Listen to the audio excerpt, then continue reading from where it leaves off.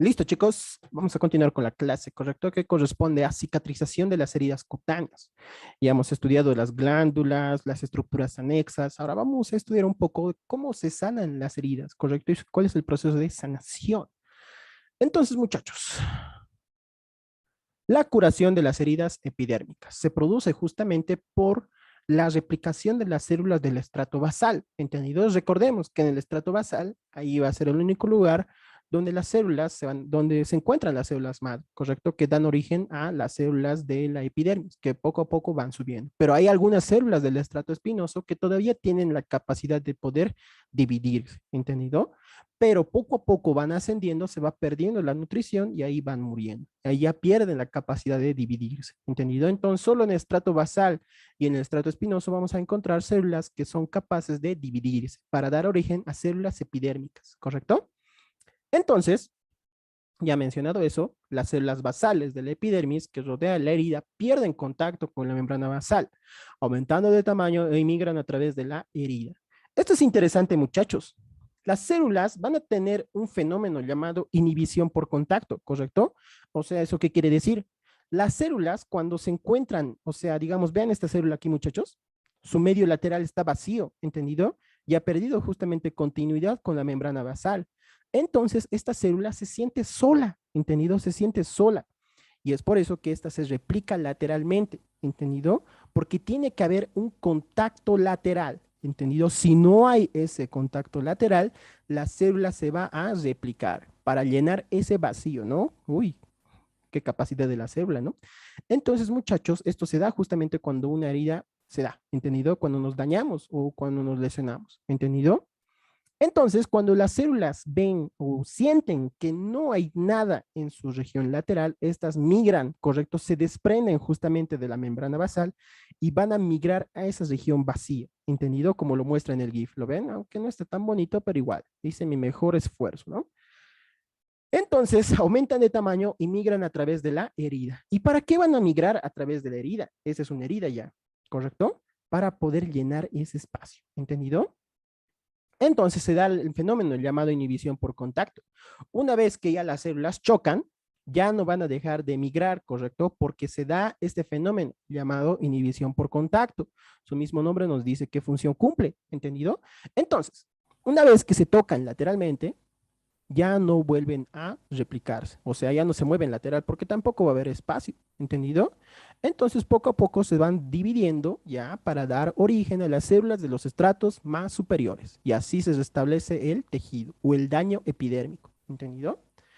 Entonces, aquí hay varias proteínas que actúan, no simplemente se da por la acción de las células del estrato basal, o sea, digamos, se da la herida y de repente la célula ve eso, me dividiré. No, no, no es así, muchachos. Aquí están involucrados varias proteínas que funcionan como estimuladores del crecimiento, ¿entendido? Entonces, esos son los llamados factores de crecimiento epidérmico. Estimulan a las células madre basales.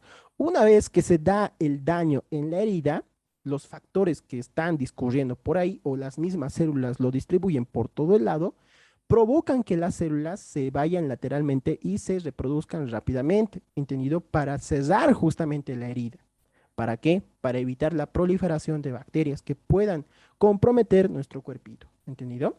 Entonces, la curación de las heridas profundas. El proceso de curación es el más complejo. La curación de las heridas epidérmicas, muchachos, solo va a comprometer a la epidermis, ¿entendido? Solo a la epidermis, nada más. Entonces, ¿qué pasa cuando nos dañamos más profundamente? O sea, nos dirigimos hacia la dermis o hacia la hipodermis. El proceso de curación va a ser mucho más complejo porque aquí, muchachos, va a tener la función, o bueno, de la curación de las heridas profundas, va a tener una función de los fibroblastos, ¿entendido? Porque ya fue afectada la dermis, que es una clase de tejido conectivo.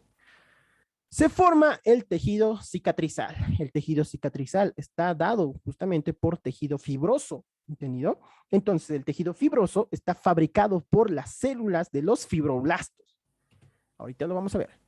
Este proceso de la curación de las heridas profundas tiene 4 fases. Las vamos a ver una por una. Una es la fase inflamatoria. ¿Qué se da cuando, por ejemplo, se produce la herida? Me corto, no me ha dejado, no, me quiero matar. ¿por qué me ha dejado si yo era bien chonchito y gordito? ¿Ya? Pero entonces, chicos, cuando se da la herida, justamente se dañan los vasos sanguíneos, ¿entendido? Hay muchos vasos sanguíneos discurriendo por la dermis. Entonces, la sangre va a discurrir a ese espacio donde no hay nada, donde se provocó la herida, donde no hay continuidad de las células. Entonces, toda la sangre sale en ese lugar, ¿entendido? Y así la sangre, como sale, también salen los glóbulos blancos, ¿entendido? Aquí está. Los glóbulos blancos están saliendo justamente de los vasos sanguíneos. Y así van a evitar que las bacterias puedan colonizar esta parte o se diseminen por nuestro cuerpo. Entonces, una vez que se da el proceso de la inflamación, es por eso que cada vez que nos damos o que se da una herida en nuestro cuerpo, esa pequeña zona se inflama de líquidos. ¿Alguien se ha preguntado por qué esa zona se inflama de líquidos? Cuando la pinchamos, esa herida, sale un líquido acuoso medio amarillento. Ese es el plasma que está en contacto con el aire y poco a poco se vuelve más duro o sale ese líquido para siempre. No, no se sale, porque el plasma cuando sale al aire, muchachos, se vuelve más rígido, ¿entendido? Se vuelve más viscoso, más viscoso. Entonces, la fase inflamatoria, en la cual esta fase, muchachos, va a comprometer la inflamación. Y esa inflamación está dada justamente por diversas células. Entre ellas vamos a encontrar los mastocitos, los basófilos y entre otros, que van a botar justamente a esta región, muchachos, van a botar sustancias y proteínas, provocando que los vasos se dilaten aún más y puedan provocar que las sustancias salgan. Y ese proceso de inflamación también sirve para capturar a las bacterias que quieren ingresar, porque como la sangre está saliendo de aquí, no van a poder ingresar, van a ir contracorriente las bacterias y los diversos patógenos. Entonces se los va a encapsular en este lugar, provocando que no se disemine. La fase de migración, la fase de proliferación. Ya, la fase de migración es lo que les dije hace un momento, en la cual las células de los glóbulos blancos van a migrar a la zona, ¿entendido? Van a migrar a la zona para destruir a los patógenos. La fase de proliferación, en la cual una vez que ya se haya subsanado o ya no haya bacterias en esa región, los fibroblastos van a actuar, ¿entendido? Reparando justamente esa zona de la dermis por tejido cicatrizal. Si la herida es demasiado grande, se puede justamente perder algunas funciones de esa zona, ¿correcto? ¿Qué es el exudado? El exudado es cuando se da mucho líquido en la zona. Esa ya es una herida demasiado grande, en la cual se almacena mucho líquido y ya no es, el tejido ya no es capaz, se podría decir, de poder reparar la zona o cesar la zona, y sale una pequeña sustancia blanquecina. Esa pequeña sustancia blanquecina hace referencia al exudado, que es un complejo de células muertas que han luchado con los patógenos. Generalmente, muchachos, esto les quería hablar en el tema de sistema inmunológico, pero también lo vamos a volver a recalcar aquí en un pequeño periodo. Las células de los glóbulos blancos, cuando se encuentran con los patógenos, se los comen, ¿entendido? Se los comen. Ahora, estas células de los glóbulos blancos, ¿van a volver al torrente sanguíneo? No. Simplemente se quedan ahí a morir. O sea, comen hasta morir, provocando que cuando ya se dé todo ese lugar, haya mucha batalla, digamos, ese lugar justamente estaba muy sucio, ¿no? Muy sucio, entonces van a haber muchos glóbulos blancos muertos y se va a formar la pus. En cuando esa pus no es capaz de, cuando hay demasiada pus, esta se empieza a salir por el borde de la herida, provocando el exudado. Eso lo vamos a hablar en el tema de sistema inmunológico. Migración. Luego se da la proliferación de los fibroblastos para poder reemplazar a ese tejido dañado por tejido cicatrizal, que es una clase de tejido fibroso. Y la fase de maduración, en la cual ya se va a restablecer algunos puntos. Si no ha habido tanto compromiso, se va a restablecer algunas funciones de la piel. Y la costra se va a desprender. Ahorita vamos a ver todas esas fases, ¿correcto? Ahorita estamos viendo un pequeño resumen. Entonces aquí vamos a ver todas esas cosas. Cicatrización de las heridas cutáneas. Estamos viendo, por si acaso, muchachos, la reparación de las heridas profundas, ¿correcto? Profundas, que van a comprometer estas 4 fases. La reparación de las heridas epidérmicas se hace en simples pasos que son muy sencillos de describir. Cuando se da la herida, simplemente, esto les quería preguntar, esta fue una pregunta de mi examen. En la curación de las heridas epidérmicas, ¿se produce sangrado? ¿Qué me dicen, chicos? En la curación de las heridas epidérmicas, ¿se produce sangrado? Esta fue justamente una pregunta de mi examen. Y yo recordé lo que les enseñé a ustedes. Bueno, lo que estoy enseñándoles a ustedes. No, no se va a producir sangrado. Pero cuando se da una herida muy profunda, sí se va a producir sangrado. ¿Ven? Por eso estamos estudiando, ¿no? Entonces, estamos estudiando, por si acaso, ahora en este momento, correcto, la capilaridad vascular. La curación de las heridas profundas, ¿correcto? Entonces, primeramente vamos a ver la fase inflamatoria. La fase inflamatoria. Como les mencioné hace un momento, la fase inflamatoria va a comprometer de distintas células que van a dar la inflamación en este lugar. Van a llenar de líquido en este lugar. ¿Y para qué se llena de líquido este lugar? Para evitar la diseminación de las bacterias o los patógenos. Entonces, este pequeño líquido o esta pequeña inflamación va a capturar esos patógenos. ¿Entendido? Esa es la función básica de la inflamación o de la fase inflamatoria. Entonces, como en esta fase inflamatoria también han ingresado, muchachos, glóbulos rojos, plaquetas y muchas otras células, se va a formar un coágulo sanguíneo. Y ese coágulo sanguíneo se va a ir hacia el borde, ¿entendido? Se va a llenar justamente aquí. Varias plaquetas, glóbulos rojos, van a activar los factores de la coagulación y entre muchos otros y van a formar un coágulo. Es por eso que cada vez que nos hacemos una pequeña herida, se forma aquí en la región donde hemos hecho la herida, un pequeño puntito rojito. Y si lo tocamos, empieza a sangrar, si nos damos una herida en un pequeño periodo, ¿no? Entonces, se da el coágulo sanguíneo. Une débilmente los bordes. Todavía no se ha formado la costra, todavía no se ha formado la costra. La costra la voy a hablar más adelante. Entonces, aquí se va a producir una vasodilatación. ¿Para qué qué es una vasodilatación? Es cuando el vaso sanguíneo se va a dilatar para que las diversas sustancias ingresen a ese sector dañado. Por ejemplo, las plaquetas, glóbulos blancos, ¿correcto? Entonces, los leucocitos son los primeros en llegar, pero ¿qué clase de leucocitos son los que llegan? Los primeros en llegar son los neutrófilos y luego son los macrófagos, que vamos a hablar en el tema del sistema inmunológico. Las tres fases siguientes van a dar la reparación de la herida. En la fase inflamatoria se evita justamente, como les vuelvo a replicar, la diseminación de las bacterias. Diseminación de las bacterias. Ahora veamos la fase de migración. En la fase de migración se forma ya la costra, ¿entendido? Entonces, ese coágulo de sangre que se encuentra en la superficie, muchachos, ya va a formar la costra, ¿entendido? Las células que estaban formando esa región ya se vuelven demasiado rígidas por los efectos de los factores de la coagulación. Esos factores de la coagulación van a provocar que las plaquetas, los glóbulos rojos se adhieran firmemente con fibras, ¿correcto? Que se encontraban en ese lugar. Sí, los mastocitos y los basófilos dan esa inflamación a través de la histamina y la heparina. Entonces, en la fase de migración, muchachos, ya se va a formar la costra, entendido a partir del coágulo. Las células epiteliales migran por debajo para unir la costra. Entonces, una vez que se ha cerrado la herida por la costra, las células epiteliales van a migrar por debajo de la costra para poder restablecer la unión, ¿correcto? La unión donde estaba la herida, las células epiteliales, como les mencioné hace un momento.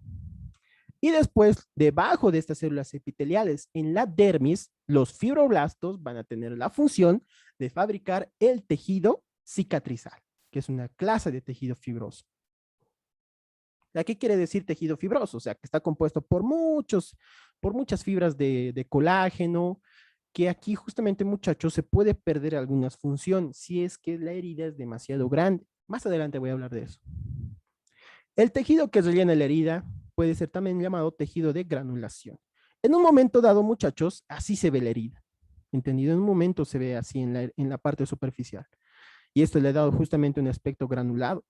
Poco a poco, así, muchachos, se va formando la costra. O sea, de aquí digamos, está el coágulo. ¿Entendido? Entonces, este coágulo poco a poco se va a convertir en una costra. ¿Pueden ver los bordes amarillescos que se encuentran en esta herida, muchachos? Estos bordes que tienen un tono amarillo. ¿Lo ven, chicos? Justamente ahí han muerto bastantes glóbulos rojos. Perdón, glóbulos blancos. Los glóbulos blancos, cuando mueren junto con las bacterias que han comido, van a formar un líquido amarillesco o blancuzco. Y justamente en esa región ya se ha formado como ustedes lo conocen como pus, ¿entendido? Ustedes lo conocen como pus. Listo, muchachos. Aquí esta herida no está tan afectada, pero ven ese aspecto granuloso que tiene esta herida. Por eso es llamado tejido de granulación, ¿correcto? El tejido que rellena la herida va a ser llamado tejido de granulación. Nada más. Y de aquí va a salir la costra, más adelante, ¿no? En la fase proliferativa, ya una vez que en la fase migratoria han migrado las células para restablecer el contacto, para restablecer la capa epidérmica, para dar el tejido cicatrizal y para formar la costra, ya se va a dar la fase proliferativa. Esto se va a dar, muchachos, por el crecimiento intenso de las células epiteliales por debajo de la costra. Una vez que las células en la región basal se han unido, ya aquí se va a aumentar la tasa de crecimiento para que se cierre por completo la herida. Porque si tarda en cesarse, los patógenos pueden aprovechar esta situación. ¿Entendido? La fase de maduración. Esa es la fase de maduración, ya se da cuando la costra se desprende. Aquí, ¿quién se ha quitado la costra antes de tiempo? Casi todos, ¿no? O sea, siempre te pica algo, ¿no? O sea, cuando estás en la fase de la costra, la costra tiene un color negrito. Entonces, siempre nos da esa sensación, un sabor, ay, yo nunca le he probado. Entonces, justamente cuando nuestro cuerpo siente que la costra ya tiene que ser desprendida, se van a liberar aquí en esta pequeña región, en los bordes, factores o proteínas que van a causar prurito, ¿entendido? Sí, no, yo nunca he comido la costra. No puedo decir nunca porque no me acuerdo. Entonces, justamente en esta región, en las porciones laterales de la costra, se van a liberar factores o proteínas que van a causar prurito y van a otorgar esa sensación de rascado. Y así nuestro cuerpo nos va a dar la información de que esa costra tiene que ser desprendida. Pero en algunas personas, esos factores son muchos y cuando la costra recién está a la mitad de su desarrollo, ya uno lo arranca y vuelve a sangrar. Al tratar de arrancar la costra, va a jalar el tejido subyacente, hasta la epidermis, hasta la dermis puede jalar. Y es por eso que cada vez que nos sacamos una costra antes de tiempo, ya, bueno, volvemos a dañar el tejido. Bueno, moral nomás, ¿no? En esa fase todavía no está lista la costra de esa lista. Pero en algunas personas que se libera ese factor que da prurito, entonces no lo pueden resistir y se saca. Pero bueno, moral nomás. ¿Qué es la fibrosis? La formación de tejido cicatrizal o la cicatriz hipertrófica. Vamos a hablar de los tipos de cicatrices. Hay dos tipos de cicatrices, la cicatriz hipertrófica y la cicatriz queloide, ¿entendido? En la cicatriz hipertrófica va a haber mucho tejido cicatrizal, pero mucho, mucho, y la herida se va a elevar. Pero, muchachos, ¿alguien tiene este tipo de cicatriz hipertrófica? Trofia, por si acaso, muchachos, trófica hace referencia a nutrición o alimento, ¿entendido?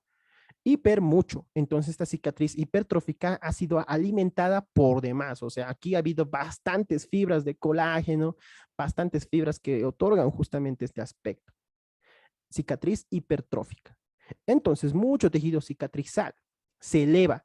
¿Cuál es la diferencia entre el tejido, la cicatriz hipertrófica y la cicatriz queloide? La cicatriz hipertrófica no se va a salir de la región de donde se encuentra, ¿correcto? Va a ser una pequeña línea, pero está elevada justamente esa cicatriz. Entonces, la cicatriz queloides se extiende más allá de la herida. Aquí está. Esta es una cicatriz queloide, ¿correcto?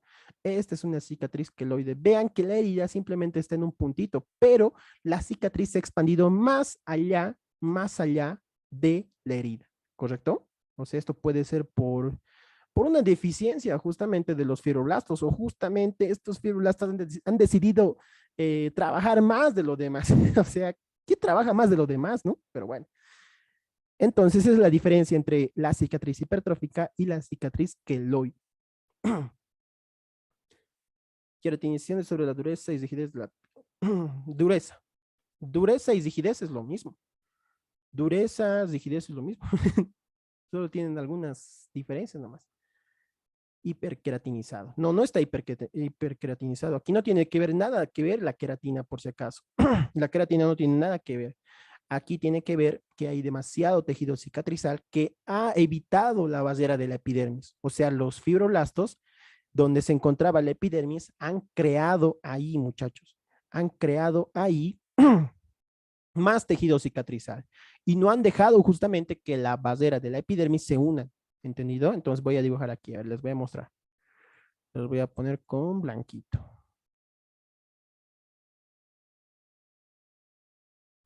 Aquí les estoy pintando esta cosa. Entonces, muchachos, los fibroblastos no han dejado que la epidermis se junte. Entonces, ahí más han formado el tejido cicatrizal y han dejado que protruya justamente a la capa más superficial. ¿Entendido? Ahí se va a formar la cicatriz hipertrófica. Ahora, ¿qué pasa cuando los fibroblastos van a trabajar más de lo normal? Siguen produciendo más tejido cicatrizal. Ese es el tipo de cicatriz queloide. Cicatriz queloide. Aquí están trabajando más de lo normal. Listo, chicos, vamos con lo siguiente. Esta puede ser una pregunta de examen, ¿para qué decirles? Hipertrófica porque han revestido bastante alimento. Queloides cuando tiene el aspecto de un, bueno, yo me acuerdo de un Kellogg's, de una azucarita Kellogg's. Bueno, yo tengo una imaginación muy loca, no creo que me entiendan. Listo, vamos con lo siguiente, chicos. Listo, muchachos, vamos a entrar. Ya hemos acabado con todo lo referente al sistema tegumentario. Ahora vamos a hablar del desarrollo embrionario. Me olvidé mandarles links. Les voy a mandar al grupo de WhatsApp los links que quiero que vean sobre un resumen del desarrollo del sistema. Bueno, un resumen de cómo se desarrolla el feto o el embrión. Porque ese resumen me gustó bastante. Está muy bien explicado. Ay, no, porque yo no soy así, dije. Nada, mentira. Esos son resúmenes cortos, pero les va a ayudar a entender todo lo que les voy a hablar ahorita. Yo simplemente voy a ir a las partes más importantes. No voy a omitir muchas partes, pero les voy a mostrar lo más simple, ¿correcto? Entonces, desarrollo embrionario. Vamos a ver cómo se desarrolla el sistema tegumentario y a partir de qué tejidos.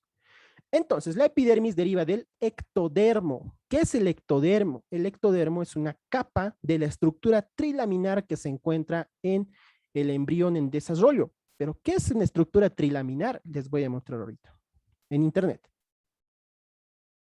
¿Dónde está? ¿Dónde está? ¿Cómo se llamaba? Trilaminar.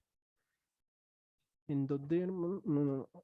Estructura trilaminar.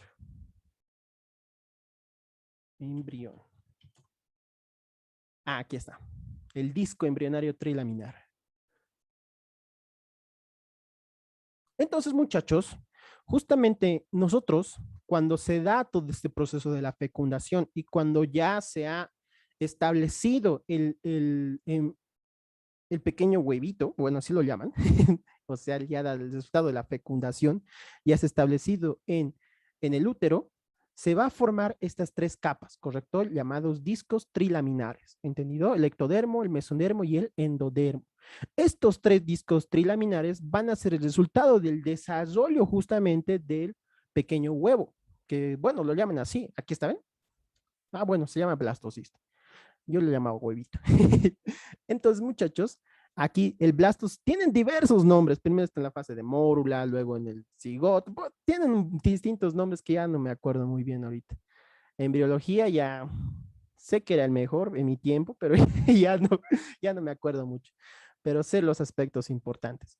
Entonces, muchachos, una vez que se implanta justamente el blastocisto en el útero, poco a poco se va a desarrollar, ¿entendido? Se va a desarrollar hasta llegar en un punto a formar el disco trilaminar. El disco trilaminar está formado por estas tres capas, que son el ectodermo. ¿Por qué se llama disco trilaminar? Porque tiene tres tejidos diferentes, ¿entendido? Uno es el ectodermo, luego es el mesodermo y luego el endodermo. ¿Alguien sabe por qué se llama así? Ecto hace referencia, muchachos, a lo que está más superficial, al tejido que se encuentra en la parte más superficial. Meso hace referencia a que se encuentra en la parte intermedia, entendido intermedia. Endodermo es el que está en contacto en la superficie más interna.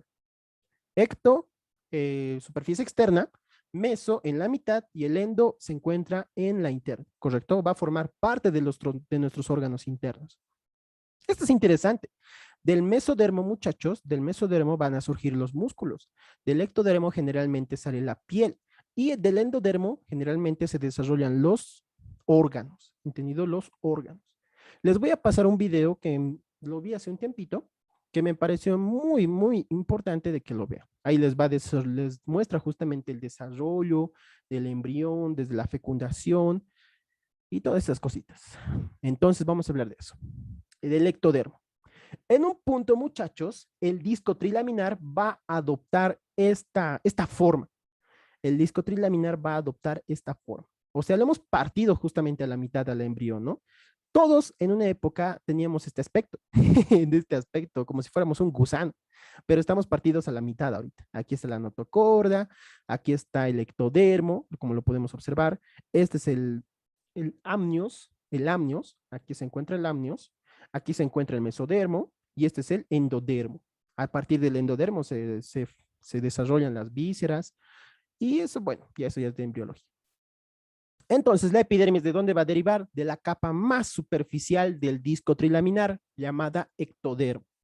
Entonces, la dermis va a derivar del mesodermo, pero los dos se van a juntar. El mesodermo va a dar origen a muchas estructuras, porque del mesodermo va a salir el mesénquima, ¿entendido? O sea, del mesodermo, muchachos, se forma el mesénquima. El mesénquima es una sustancia gelatinosa, como les mencioné al principio, ¿no? Entonces, alrededor de la cuarta semana, el ectodermo va a tener esta forma, ¿entendido? Esta forma, alrededor de la cuarta semana. Aquí les muestro en su texto esta pequeña imagen, ¿no?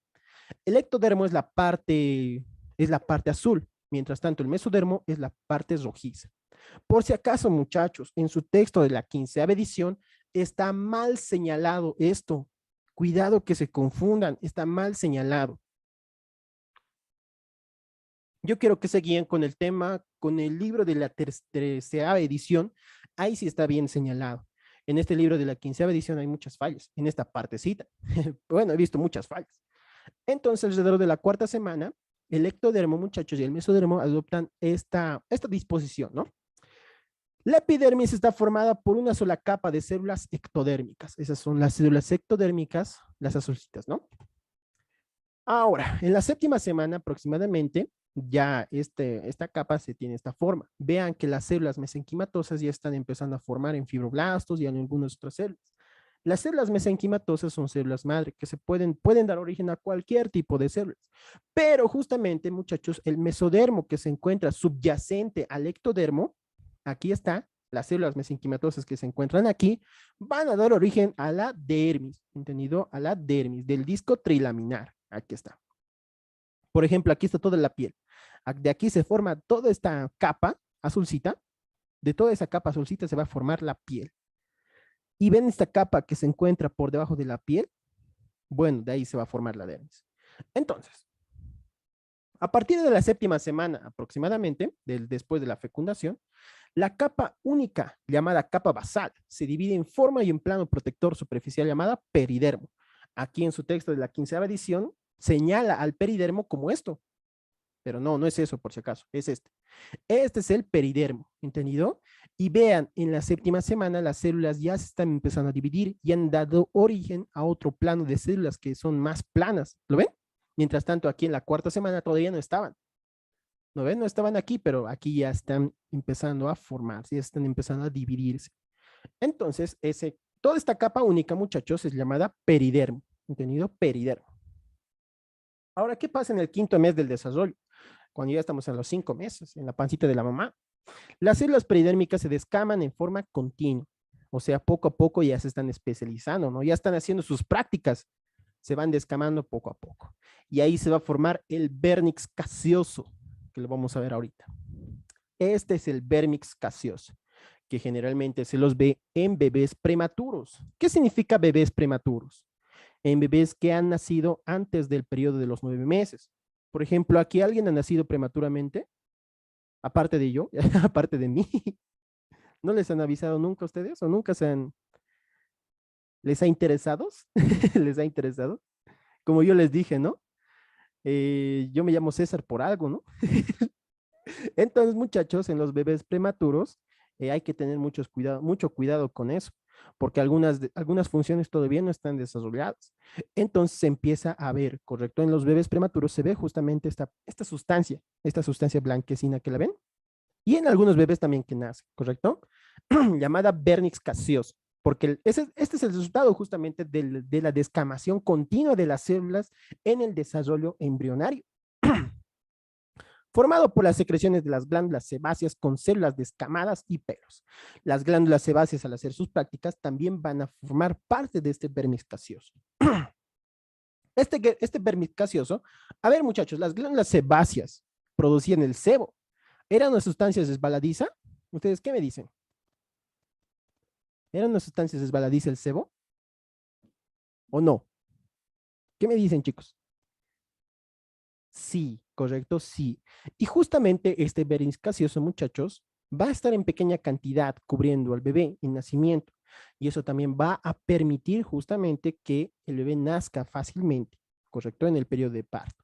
Pero se desaparece justamente ya al momento de nacer, porque todo el líquido amniótico, digamos, lo ha limpiado, ¿correcto? Es como si lo vayáramos de grasa al bebé antes de salir por el canal vaginal. Así sería más fácil el labor de parto. Entonces, el verniz gaseoso es eso. El resultado, la combinación de la secreción de las glándulas sebáceas junto con las células descamadas y algunos pelitos.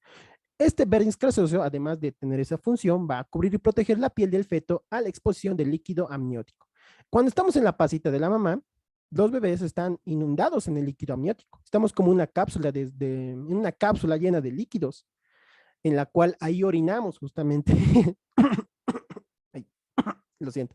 En ese líquido amniótico ahí orinamos. Y como ustedes ya lo habrán sabido, o no lo saben todavía, cuando éramos bebés, eh, consumíamos nuestra orina casi todos los días. O sea, como orinábamos en el líquido amniótico y nadábamos en el líquido amniótico, entonces, sin querer queriendo, le dábamos un poco de sorbo, ¿no? A nuestra propia orina.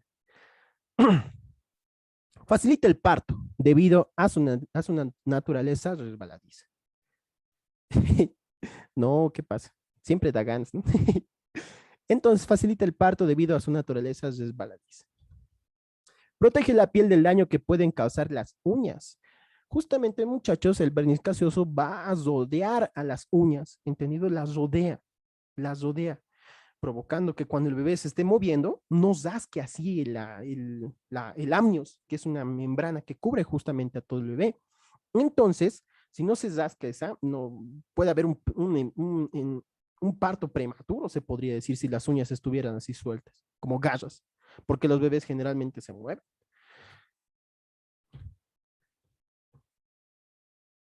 Verniz gaseoso, sí, ya hemos hablado de esto. Entonces, desarrollo embrionario. Ya hemos hablado de la cuarta, séptima y quinto mes. Cuarta semana, séptima semana y quinto mes, ¿correcto? No es tan importante todos estos temitas. A ver qué puede ser importante. ¿Dónde aparece el peridermo?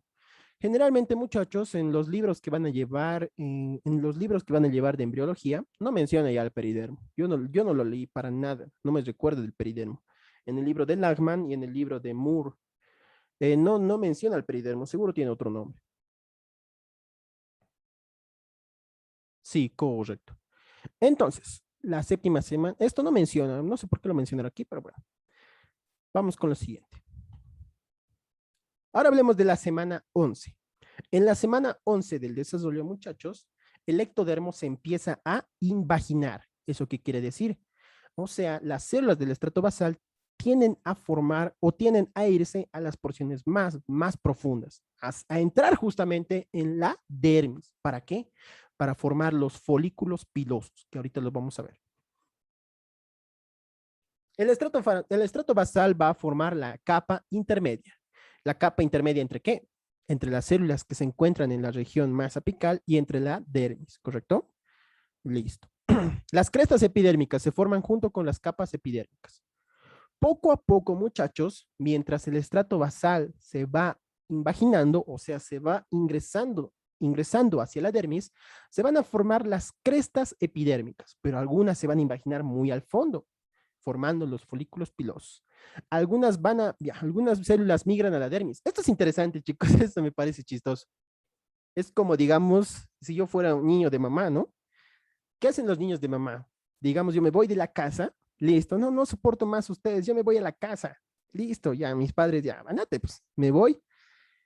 A ver, un niño de mamá, ¿qué haría pues, fuera de la calle? Ya tengo, digamos, 1.000 bolivianos, me alquilo un cuarto, listo. Pero tengo que trabajar, ¿no? Un niño de mamá no sabe trabajar muy bien, pero o sea, no, no le va muy bien en todas esas, no se lo lavan su ropa, o sea, sufre mucho, ¿no? Eso, correcto. Y regresa, correcto, regresa a la casa, como perrito arrepentido, ¿no?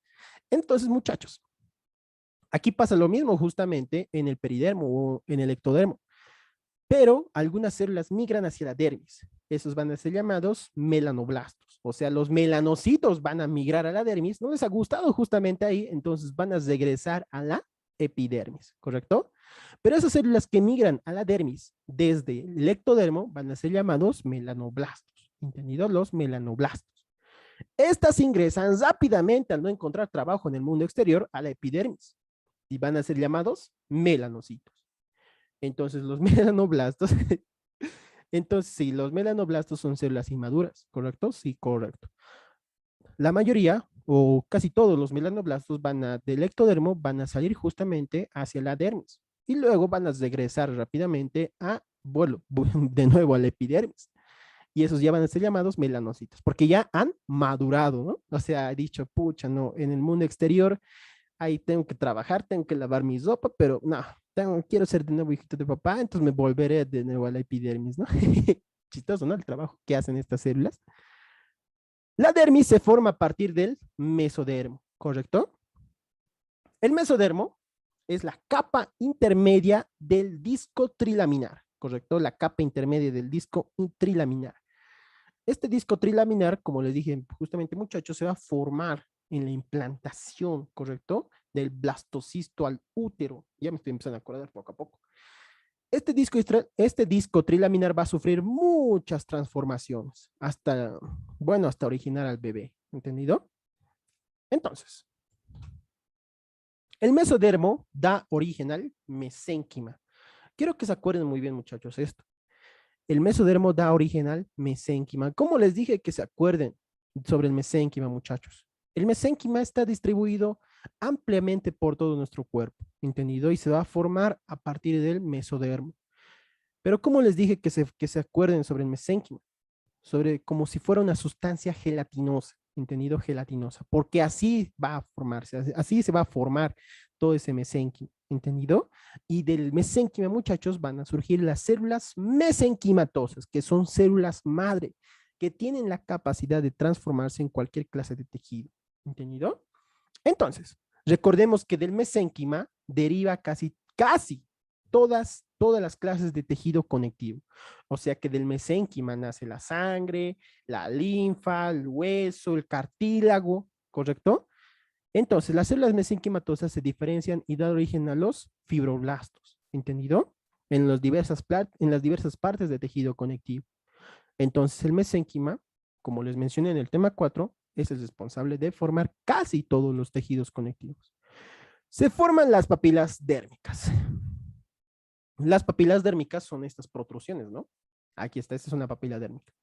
Las papilas dérmicas, muchachos, como les mencioné en la clase anterior, tienen la función justamente de anclar la epidermis con la dermis, formar un anclaje para que la epidermis no se salga fácilmente de la dermis, ¿entendido? Entonces, las papilas dérmicas también tienen receptores, vasos sanguíneos para nutrir a las células madre que se encuentran arribita.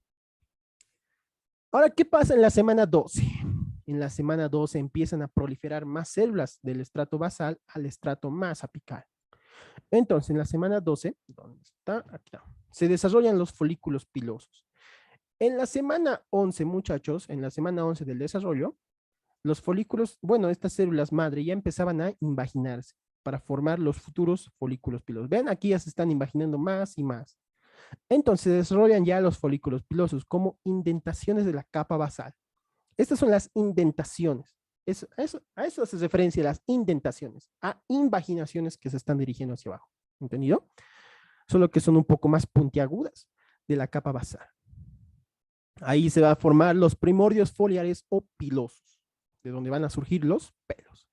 A medida que van penetrando, se van a formar los bulbos pilosos, ¿no? Los bulbos pilosos que tienen la forma de aro de cebolla. Aquí está, ¿ven? Se va imaginando un poco más, va penetrando justamente en la dermis hasta formar el bulbo piloso, que ya es toda la prominencia de la raíz del pelo.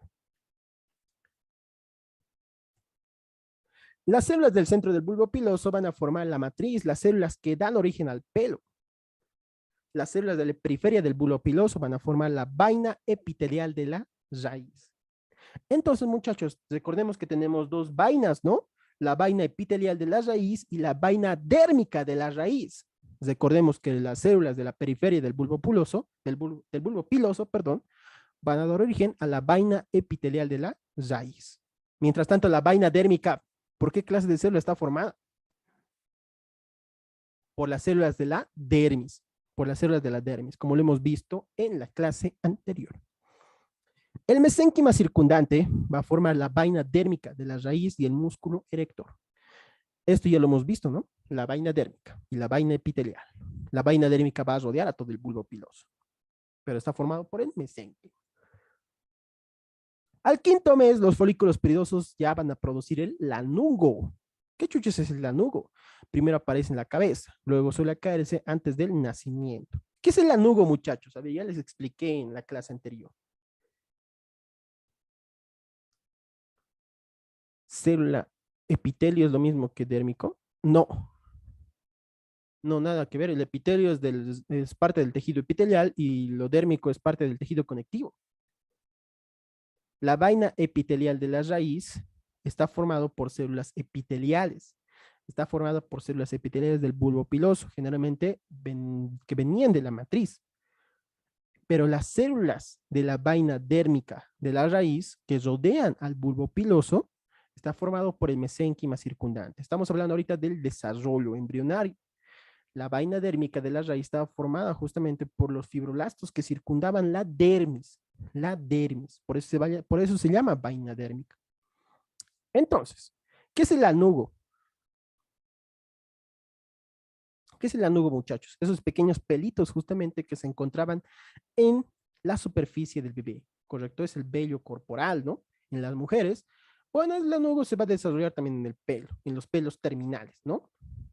Listo, muchachos. Primero aparece en la cabeza, eso tienen que aprenderse muy bien. Suele caerse antes del nacimiento. ¿Qué dijeron? ¿Es posible que el lanugo salga si tienes bajo peso? Sí, salen todos. Generalmente, sí, salen nomás. En todos los bebés nace. No. Esto es normal que salga el lanugo. En los bebés es normal que se desarrolle. Listo, muchachos. Vamos con lo siguiente. Ya hemos hablado de la parte embriológica. Lo más importante que tenemos que recordar, muchachos, las semanas, quinto mes, folículos pilosos. Ven que está demasiado facilito, no está nada del otro mundo. Semana 12, la dermis, el estrato basal. ¿Qué puede ser más importante? Ya. En la semana 12, estos recuérdense, muchachos, en la semana 12 ya se empiezan a desarrollar los folículos pilosos. Esto puede ser muy importante. Lo demás está facilito de acordarnos. ¿Y cuándo migran justamente los hijitos de papá a la calle? En la semana 11, en la semana 11 del desarrollo. Nada más. Vamos con lo siguiente. Les voy a mandar esos videos de ese chango para que lo puedan ver. Son resúmenes, o sea, dura ese video 10 minutos, si no me acuerdo, pero son muy buenos. Yo les recomiendo que se anoten todos los nombres porque son nuevos, nunca lo han escuchado. Lo han escuchado ustedes. Listo, chicos, ya hemos visto la parte embriológica en la cual hemos hablado de que del ectodermo deriva ¿qué? ¿La epidermis o la dermis? ¿Qué deriva del ectodermo? Que es una capa del disco trilaminar que aparece justamente cuando se está desarrollando el feto. La epidermis. ¿Y de qué capa proviene la dermis? ¿Del ectodermo, del mesodermo o del endoneuro? Del mesodermo, porque el mesodermo da origen a las células mesenquimatosas o al mesénquima, y el mesénquima da origen a casi todas las clases de tejido conectivo. Entre ellas, una clase de tejido conectivo es la dermis. ¿Entendido? Listo, muchachos. Eso también puede ser muy importante. Envejecimiento y sistema tegumentario. Vamos a ver. La mayoría de los cambios se va a producir a los 40 años de edad. Esto lo saben muy bien los dermatólogos. Los dermatólogos se cuidan muy bien la piel. Yo conozco justamente a un doctor que es dermatólogo. Así nomás lo he visto de docente. Él tiene pues 48 años y se parece como yo que tengo 38.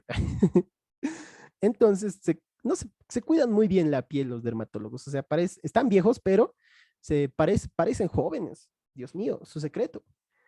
Beber sangre de unicornio, díganmelo ya. Entonces, justamente, muchachos, la mayoría de los cambios en nuestra piel va a iniciar a los 40 años de edad.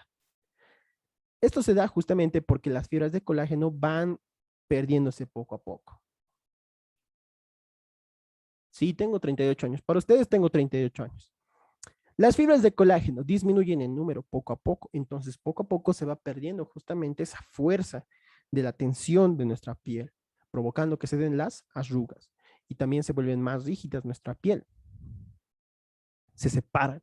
Cuando las fibras de colágeno se vuelven más rígidas, eso se da porque, bueno, se pierde más elasticidad, ¿entendido?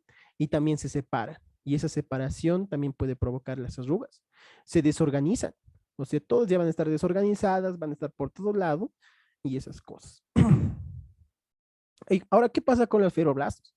Va a haber menor población y esto va a generar las arrugas. Las arrugas. Cuando los fibroblastos, muchachos, cuando los fibroblastos, cuando los fibroblastos, muchachos, van perdiendo en población poco a poco, van a dejar de generar fibras de colágeno y así van a producir las arrugas, porque las fibras de colágeno van a mantener justamente a la dermis muy, muy anclada, ¿entendido? A los tejidos subyacentes. 30. Y el que adivine mi edad les regalo un huesito. Nada, mentira. Entonces, nada, ya tarde, ya no quiero. Tengo 38 para ustedes, listo. Los efectos pronunciados del envejecimiento de la piel no son visibles hasta finales de la quinta década de la vida. ¿Eso qué quiere decir? O sea, todos estos cambios en la piel, muchachos, va a comenzar a los 40 años de edad. O sea, a mí me falta 2 años más y mi piel va a empezar a cambiar. Va a empezar. Pero, muchachos, ya se va a ver muy, muy notorio cuando ya tenga los 50 años. Cuando ya tenga los 50 años. Entonces recuerden eso muy bien. Cuando una persona ya tiene 50 años, ya se van viendo los efectos del envejecimiento. ¿Correcto, chicos? Vamos a hablar del Botox en el tema de tejido muscular. Ahora de gelatina del padre. ¿Qué les dijeran si yo tengo 19 años, chicos? Tengo 19.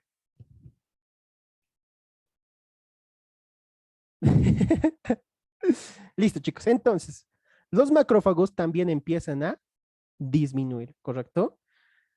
Los macrófagos también empiezan a disminuir. En la epidermis, los macrófagos van a ser llamados células de Langerhans, ¿entendido? Van a ser llamados células de Langerhans. Entonces, cuando los macrófagos se empiezan a reducir en población, las personas se ven más susceptibles a infecciones bacterianas.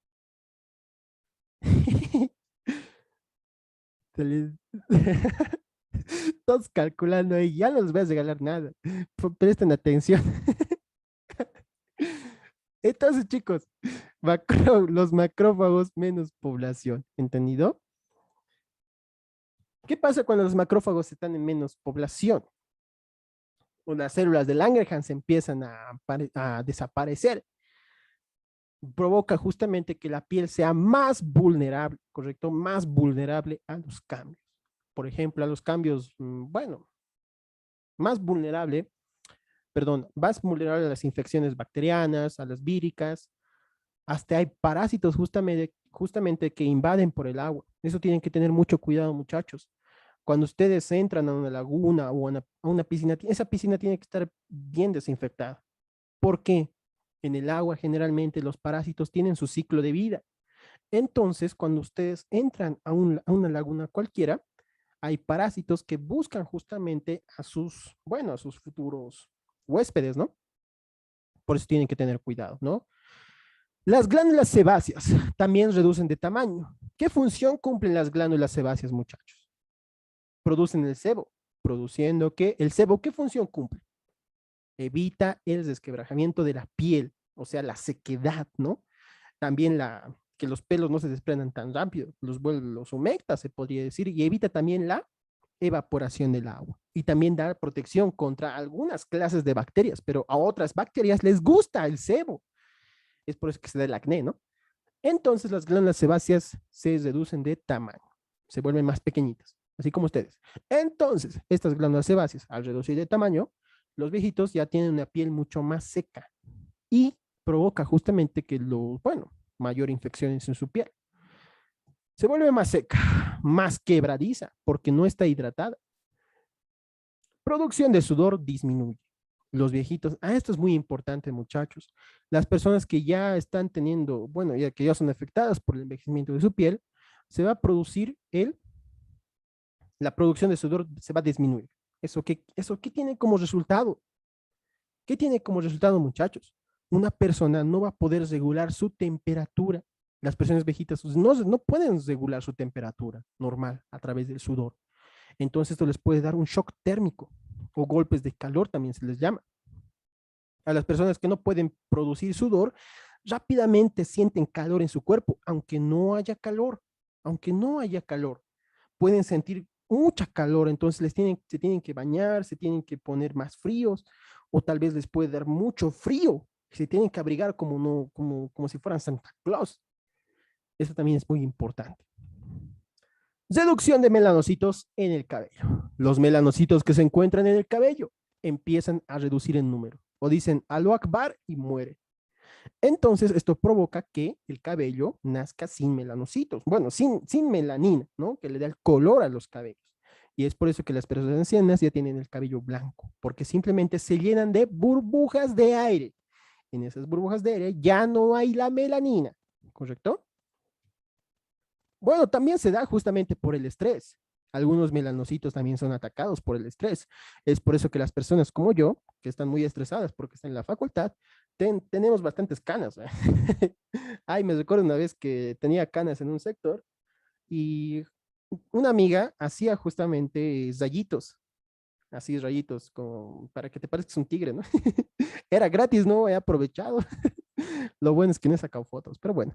Entonces, algunos melanocitos crecen, van a producir manchas pigmentadas o también llamadas manchas seniles. Ahí no le he puesto esta foto. Ahí no le he puesto. Les voy a mostrar las manchas seniles.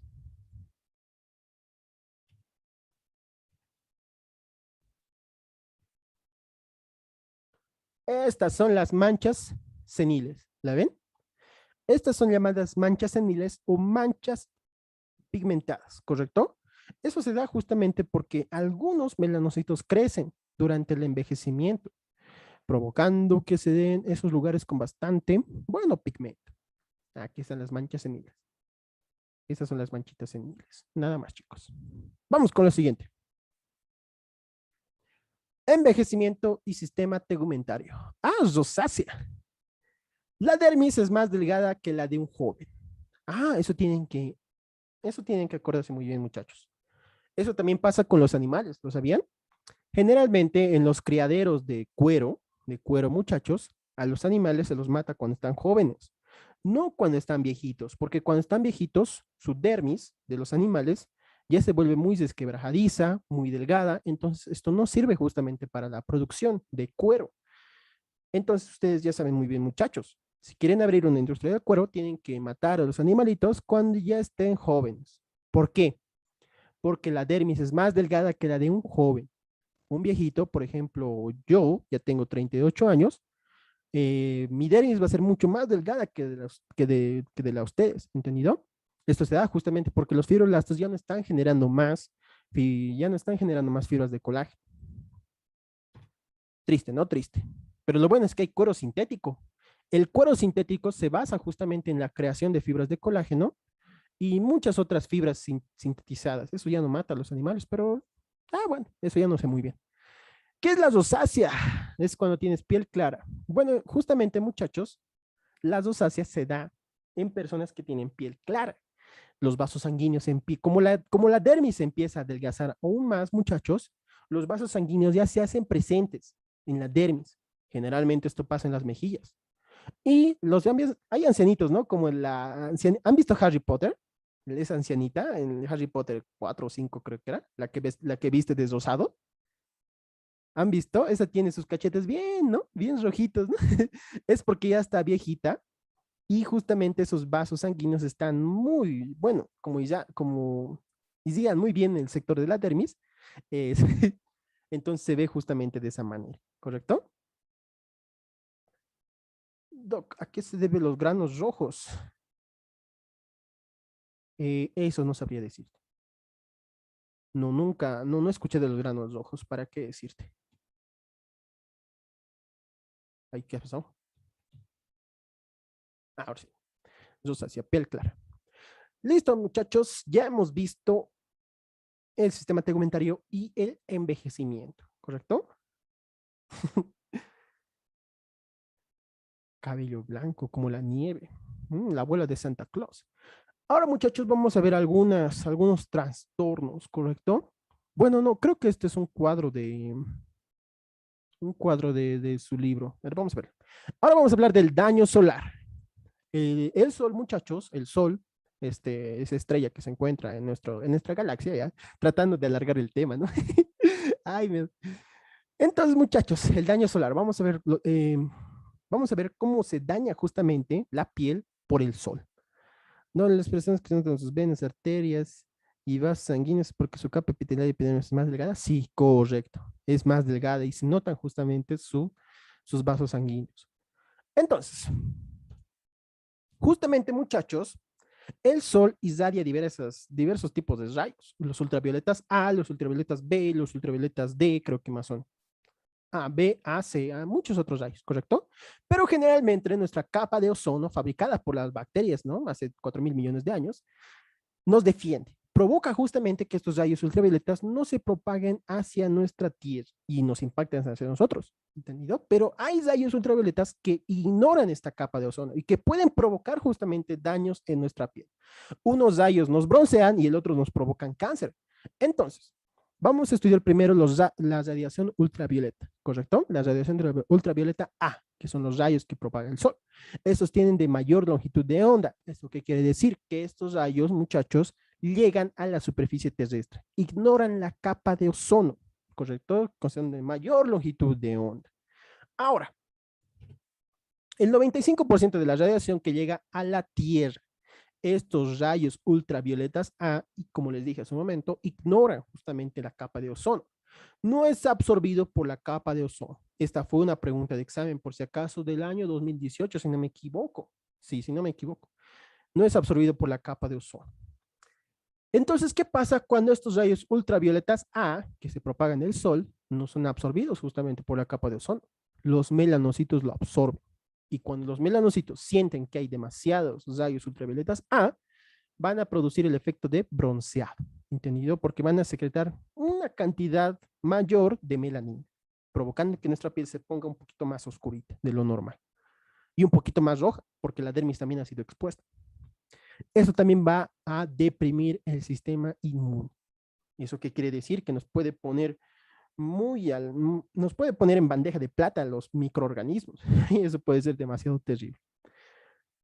La radiación ultravioleta B, que es otro tipo de rayo que es propagado por el sol. Este tiene una longitud de onda más corta. Claro, es justamente absorbida por la capa de ozono. ¿Entendido? Es absorbida, pero justamente esos pequeños rayos que llegan a la Tierra, esos pequeños rayos, muchachos, causan mucho daño y mucha destrucción. Estos son los que provocan las quemaduras solares. Las quemaduras solares que bueno, yo nunca me he visto una quemadura solar porque soy moreno, o será que yo soy una quemadura solar andante, pero bueno. Es responsable del daño tisular en la mayor parte, ¿correcto? Entonces, los rayos ultravioletas B, chicos, son los responsables de un mayor daño tisular, ¿correcto? Y esto provoca justamente arrugas y envejecimiento en la piel, porque al dañar la dermis provocan que se pierda justamente las fibras de colágeno y eso puede provocar arrugas. Y rápidamente el envejecimiento de la piel. Es por eso que cuando me han visto parezco una persona de 38 años, pero en realidad tengo corte comercial, listo. ¿Escucharon, no? Y también las cataratas, ¿correcto? Entonces, muchachos, justamente la ultravioleta, los rayos ultravioleta B pueden provocar también las cataratas. Es cuando se da una pequeña capa de, bueno, cuando se emblanquece justamente la retina. Eso lo vamos a ver en el tema de sentidos, no me acuerdo ahorita muy bien. Entonces, tanto la radiación UVA como la UV causan cáncer de piel. Estos dos son muy, bueno, es un factor muy especial en el cáncer de piel, generalmente en los melanomas. A ver, algo por aquí que decir. Ya, chicos, yo les hago esto. Si ustedes quieren abrir, ¿han escuchado esas cámaras de bronceado alguna vez? Esas cámaras donde se entran a, esas cámaras donde te entras ahí y te bronceas, ¿no? Ya, si ustedes quieren abrir, chicos, si ustedes quieren abrir una cámara, tienen que replicar los rayos ultravioletas A. ¿Entendido? Los rayos ultravioletas A. Porque si replican los rayos ultravioletas B, cuando ya esté en buen tiempo el paciente ahí en su cámara, va a oler a tocino. ¿Ya? Bueno, si entro yo, ¿no? Pero si pones los rayos ultravioletas A, bueno, vas a tener un resultado bronceado, ¿correcto? A ver, ¿por qué los rayos del sol provocan más daño en los ojos azules y verdes? Porque son ojos claros. No, un momento. Es porque justamente los rayos luminosos tienden a rebotar en la ropa blanca. Ustedes han escuchado eso, ¿no? O sea, en la ropa blanca o en la ropa más clara, los rayos luminosos tienden a rebotar y no se absorbe para nada. Pero mientras tanto, en la ropa oscura sí se absorbe, ¿no? Entonces, en la ropa oscura, muchachos, cuando estén en un día de bastante calor y no quieren sudar, entonces pónganse ropa blanca. Pero si en ese día está haciendo bastante calor y ustedes se ponen ropa oscura, uy, van a sudar como yo. Entonces, muchachos, en los ojos claros, o sea, de tez clara, como por ejemplo los ojos azules, los ojos de Naruto, o de Saiyajin, los ojos verdes, como la retina es demasiado, no, como la parte anterior de el iris, el iris tiene la causa de la coloración, y este va a rebotar justamente los rayos luminosos, provocando que entre mayor parte de luz al interior del ojo. Entonces, eso puede provocar daño. Lo vamos a ver mejor en el tema de sentidos. Sí, justo es porque la ropa negra absorbe la luz, la ropa negra la absorbe. Es como los agujeros negros. Han escuchado de hablar de los agujeros negros, ¿no? Los agujeros negros absorben todo. Y bueno, hay un chiste, ay, no, mejor no lo digo. Vamos con lo siguiente, muchachos. Trastornos, desequilibrios homeostáticos. Listo, ya hemos visto un poco sobre el daño solar, el envejecimiento y el desarrollo embrionario. Ahora veamos qué enfermedades nos puede producir en la piel. ¿Entendido? Primeramente vamos a hablar, muchachos, del cáncer de piel. Esto les tengo que hablar primeramente. Hay dos tipos de cánceres, ¿correcto? Primero vamos a ver el maligno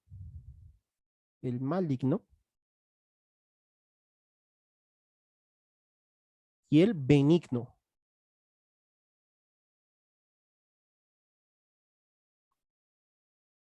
Benigno.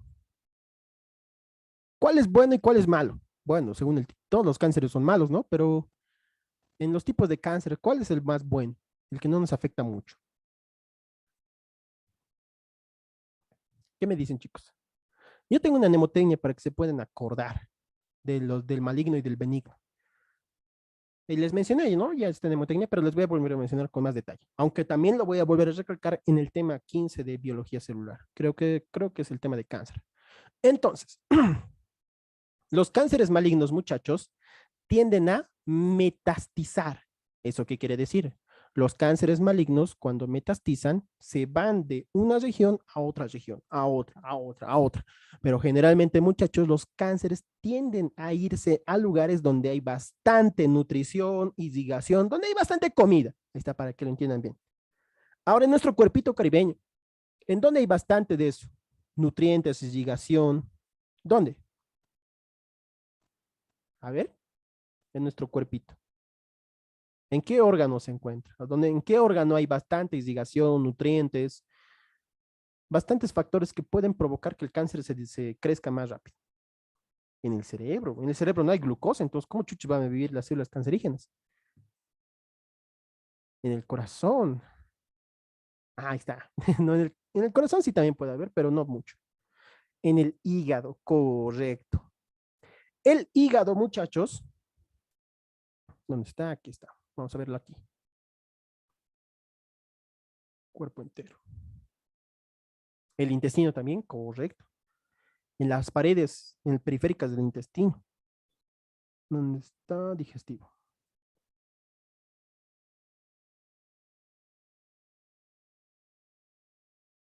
Entonces, muchachos, el hígado es este, ¿entendido? Se encuentra en la cavidad abdominal. En este órgano llegan bastantes nutrientes y bastante irrigación. Sin el hígado no somos nada, porque también se encarga de muchas otras cosas, ¿entendido? Entonces, las células cancerígenas, cuando son malignas, muchachos, tienden a irse hacia el hígado, hacia las mamas, porque en las mamas hay bastante tejido adiposo y recibe bastante irrigación, también hacia la parte periférica del estómago, del intestino delgado. Y lo siento. Entonces, muchachos, en estos lugares las células tienden a metastizar. Entonces, ¿qué hacen los oncólogos, los especialistas en el estudio de los cánceres? Generalmente, cuando ustedes tienen algún tipo de cáncer maligno, siempre estudian primero sí o sí el hígado, porque este es un lugar donde es muy probable que el cáncer se haya diseminado. Pero esto es interesante, muchachos. En los músculos también hay bastante irrigación, bastantes nutrientes, ¿no? ¿Qué me dicen, chicos? En los músculos. En los músculos hay bastante irrigación, nutrientes, oxígeno. Pero ¿por qué los chuchas no se van ahí? Es interesante, ¿no? Aún no se sabe por qué el cáncer no quiere irse en ese lugar, o sea, no les gusta ir a ese lugar las células cancerígenas. Entonces todavía se sigue averiguando eso. ¿Por qué en el músculo no metastizan? Bueno, frecuentemente.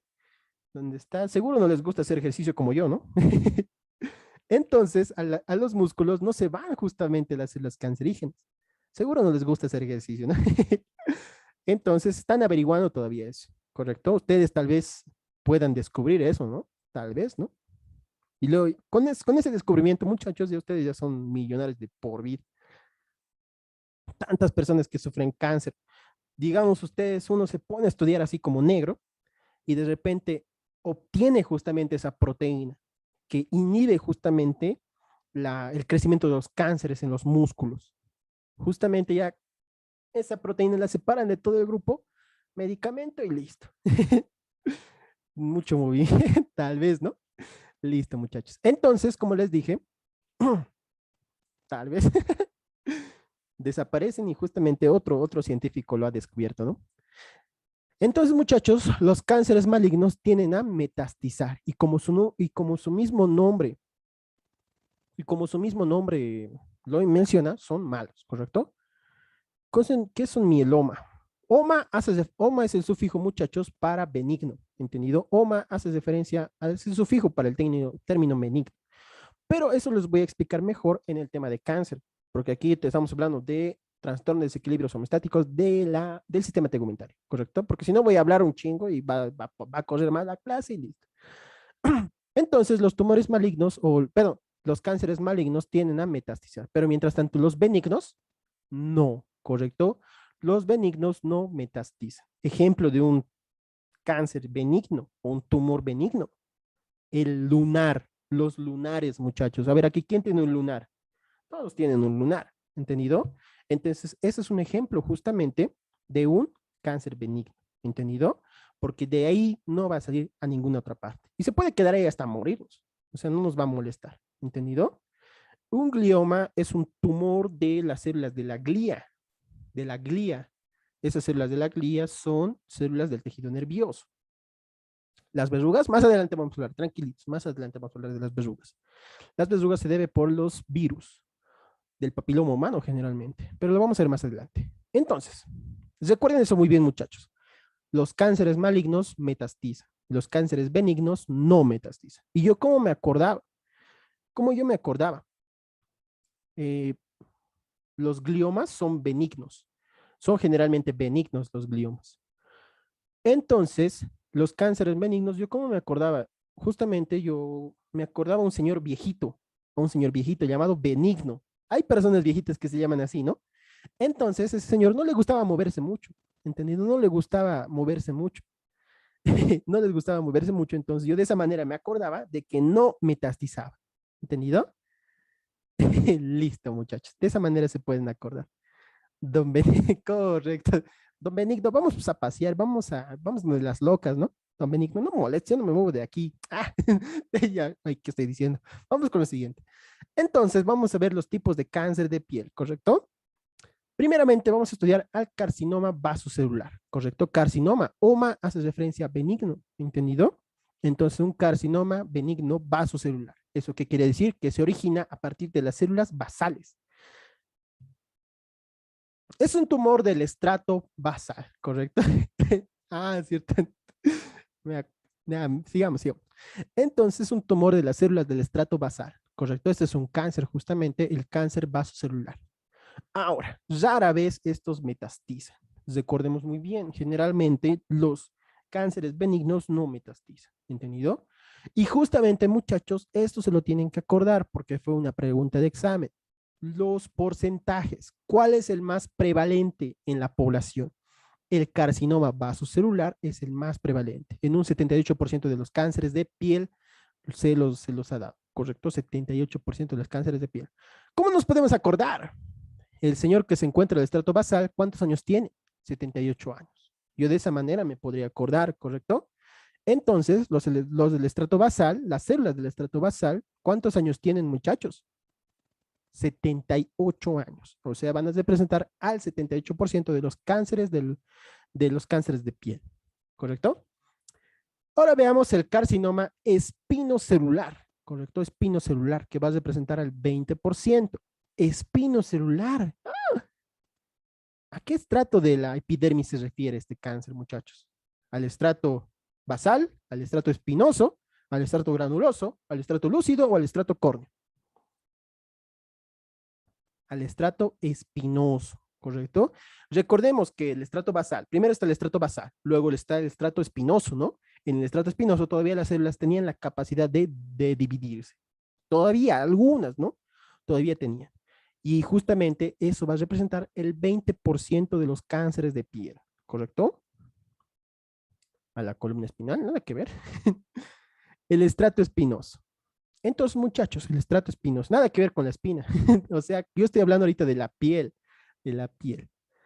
Tendencia variable a metástasis. Este sí, este es un tipo de células que tienen, bueno, como aquí mismo lo indica, tiende a metastizar, pero variable, ¿correcto?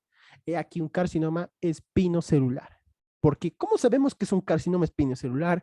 ¿Cómo sabemos que es un carcinoma vasocelular? Porque se va a extraer una pequeña parte, se va a hacer una biopsia, ¿correcto? Una pequeña parte y se va a identificar qué tipo de célula es y de qué estrato se está proveniendo para poder dar la medicación adecuada. Los carcinomas vasocelulares y espinocelulares son cánceres de piel no melanoma. ¿Eso qué quiere decir? En estos dos tipos de cánceres, muchachos, he mencionado a los melanocitos. ¿Qué me dicen? ¿Hemos mencionado los melanocitos? No. Estos tipos de cánceres, muchachos, no son tan fatales, no son tan graves, ¿correcto? Para nada. Pero ¿cuál es el tipo de cáncer más grave? Son los melanomas malignos. No, como su mismo nombre lo indica. Pero este no es tan, no se da muy frecuentemente. Solo se da en el 2% de todas las personas que han tenido cánceres de piel. ¿Entendido? O sea, no es tan frecuente justamente ese tipo de cáncer del melanoma maligno. He aquí una fotito de un melanoma maligno. ¿Cómo se puede diferenciar un melanoma maligno con un lunar cualquiera? Lo vamos a ver en la siguiente diapositiva. Esto hasta ahí. Yo justamente cuando estaba estudiando esta parte, yo tengo esto, dije, porque en mi mano, les voy a mostrar una foto, en mi mano justamente en la porción cercana al antebrazo y la unión del antebrazo con la mano, tengo una manchita, pero les voy a mandar una foto más adelante al grupo de WhatsApp, ¿correcto? Entonces, se dice, ¿no? Cuando uno está estudiando estas cositas, dice, ay, pucho, yo tenía esto, yo tenía esto, es interesante. Se da de 1 a 75 personas que han tenido cáncer de piel, ¿correcto? Y eso se debe justamente a la reducción de la capa de ozono por la acción de la mano del hombre. Poco a poco la capa de ozono, como ustedes saben, se va destruyendo. Y se dice que para el año 2080, la capa de ozono ya va a estar muy destruida. Todo depende de cada uno, ¿no? Pero lo bueno es que para el 2080 ya va a estar con San Pedro. O tal vez encarne un bebé. Todo puede ser posible. Entonces, dan metástasis rápidamente. Este es el tipo de cáncer más malo que existe, porque este nos puede matar rápidamente. ¿Por qué? Hace metástasis o se va de viaje a otros órganos, ¿correcto? Entonces, ¿cómo se puede diferenciar justamente los tipos de, si tenemos un melanoma maligno o un lunar cualquiera, a través de los acrónimos A, B, C, D, I, E, ¿correcto? Lo vamos a ver ahorita. El melanoma maligno se presenta al 2%. Estos porcentajes, muchachos, quiero que los repasen muy bien. Esto entró en 2 exámenes de los años pasados, ¿correcto? En 2, o sea, esto ya es muy frecuente, se podría decir, ¿no? ¿Qué nos decía la pregunta de examen? El carcinoma vasocelular representa al 2% de los cánceres de piel. ¿Está bien o está mal? ¿Qué me dicen, muchachos? Está muy mal, pues, ¿no? El carcinoma espinocelular representa el 78% de los cánceres de piel. Nada que ver, ¿correcto? Entonces los porcentajes generalmente nos pregunten aquí. Porque lo demás ni siquiera nos han preguntado, porque es en la misma pregunta está la respuesta. Vamos con lo siguiente. Trastornos desequilibrios homeostáticos. El melanoma maligno representa el 2% de los cánceres de piel. ¿Cómo nos podemos acordar? 2%, melanoma maligno, melanoma, melanocito. Melanoma, melanocito con 2 patas. Ah, ya, ya. Los chiquitos que más molestan, o sea, yo les hago referencia a maligno, ¿no? A los chiquitos inquietos, ¿no? Que se mueven a todo lado, los hijitos de papi, ¿no? ¿Cuántos pies tienen? 2, listo. De esa manera yo me puedo acordar que son los melanomas malignos, los más feos, ¿correcto? Entonces, detección temprana a través del acrónimo A, B, C, D, I, E. ¿Entendido? Los niños sí, podemos acordar de esa manera, ¿no? Sí, perfecto, está bien. Niños de 2 años. Entonces, los niños de 2 años son muy inquietos, ¿no? Te despiertan cada rato, ¿no? Mami, leche, papi, ¿no? Listo, porque son malignos, ¿no? Su corazón está lleno de maldad, de metástasis, se quieren ir a todo lado. Entonces, muchachos, los acrónimos A, B, C y D para poder identificar a un melanoma maligno, ¿correcto? A hace referencia a asimetría. Generalmente, muchachos, los melanomas malignos no tienen una simetría normal, sino que son asimétricos, ¿entendido? Asimétricos, aquí está. Tienen una forma no simétrica, son asimétricos, ¿correcto? Por ejemplo, ¿esta qué forma puede ser? No tiene ninguna forma, no es ni un triángulo, ni un redondo, ni un cuadro, nada, ¿correcto? Entonces es el primer acrónimo. Tenemos que verificar su simetría. No tienen simetría. B, de borde. Sus bordes, muchachos, son irregulares, ¿correcto? Irregulares, no son normales, ¿entendido? Algunos están profundos, algunos están sobresalidos, son muy irregulares, también desordenados, ¿correcto? C, de color. Puede tener muchas clases de colores, ¿lo ven aquí, muchachos? Aquí tiene un color más negrito, aquí tiene un color más negrito, aquí tiene un poquito más blancuzco, ¿no? Entonces también este tenemos que ver el color, ¿entendido? Disparejo o puede tener varios colores. Del diámetro. Una goma de lápiz, muchachos. Una goma de lápiz. ¿Cuánto de diámetro tiene? Casi aproximadamente 6 milímetros. ¿Entendido? Ahora, si ponemos una goma de lápiz sobre ese punto, sobre si creemos que es un melanoma maligno. Si es más grande que una goma, que una goma de lápiz, es un melanoma maligno. Pero si es más pequeño que una goma de lápiz, es simplemente un lunar cualquiera, ¿correcto? Entonces yo aquí tengo, a ver, un lápiz, ustedes tienen un lápiz cualquiera, yo me pongo justamente sobre mi, bueno, yo creía en ese momento que tenía justamente un melanoma maligno, me puse justamente una goma de lápiz, chas, y sobre, sobre, sobre mi creencia de melanoma maligno, ¿no? Entonces lo tapaba todo. Entonces, ya con eso ya estaba sano. Claro, hay lunares grandes, pero los lunares son redondos, ¿no? Son redondos. Entonces, esos ya no son ya melanomas malignos, ¿correcto? Sí, correcto. Si es más grande, por eso una arveja tiene 7, 6 milímetros de diámetro. Pero vean, muchachos, aquí están los milímetros, ¿no? Hasta aquí está 1 centímetro. Entonces, este es más grande, tiene un diámetro mucho más grande que 1 centímetro. Entonces, este ya es un melanoma maligno, ¿correcto? Por ejemplo, aquí pueden ver lesiones benignas. Esto ya es un lunar. Vean que está redondito, redondo, un borde normal, un borde identado. Este tiene, no, bueno, un borde normal. Y aquí vean el color, solo tiene un color. Y aquí está. Lo ven menos, de menos tamaño que una goma de lápiz. Entonces, muchachos, ese es un melanoma maligno. Así podemos diferenciar justamente un melanoma maligno de un lunar o nevo, ¿correcto? Entonces, también esto ya fue añadido recién con la evolución. Justamente esos melanomas malignos no están quietos, sino que cambian justamente de tamaño, forma y color, ¿correcto? Sí, puede aumentar de tamaño con los años, puede aumentar. Pero justamente, muchachos, si nos da un melanoma maligno, eh, se tiene que diagnosticarlo más antes, porque si no pueden pasar los años o pueden pasar los días o semanas o meses y ya puede hacer metástasis a otros tipos de órganos. Y eso puede ser el causante justamente de un cáncer. Por ejemplo, vi un caso, muchachos. Me hicieron estudiar un caso hace 4 meses, si no me equivoco.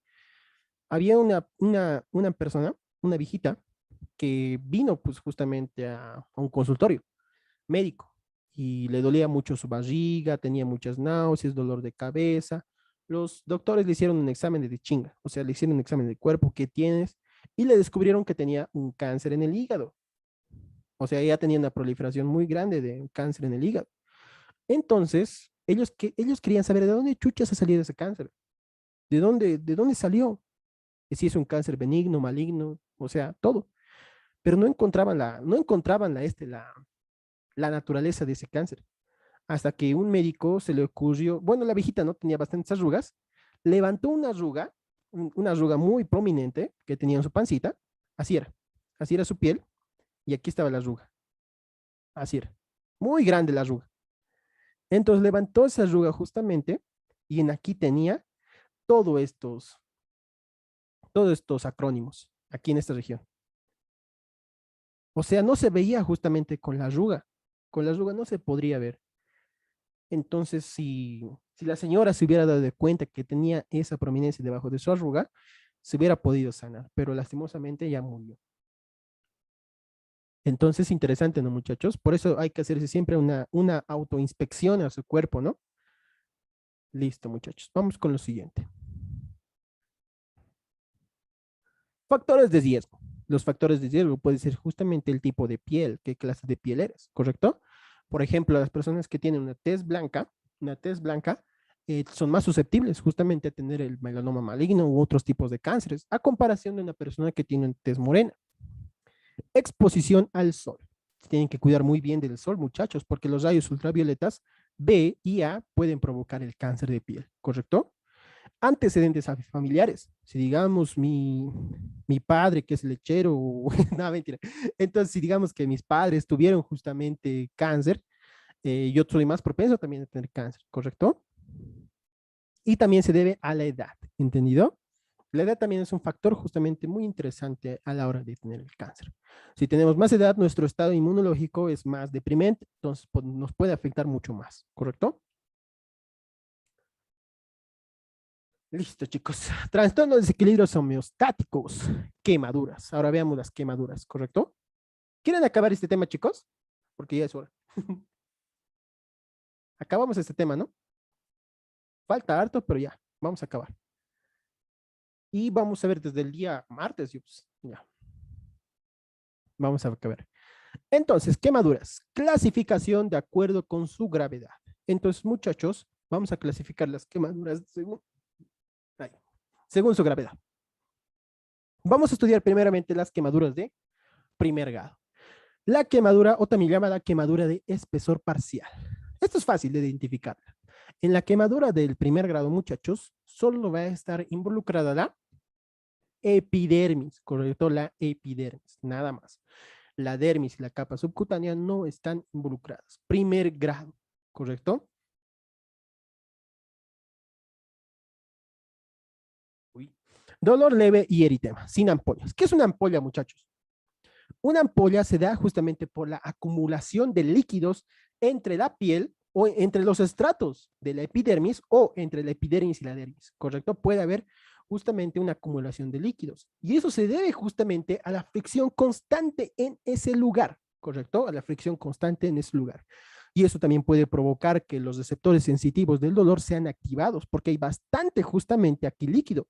Y cada vez que presionamos esta ampolla, como vamos a mover los receptores que están aquí, los receptores sensitivos del dolor, cada vez que lo presionamos nos duele. Esto es, por ejemplo, cuando nos ponemos un zapato que está demasiado pequeño, ¿no?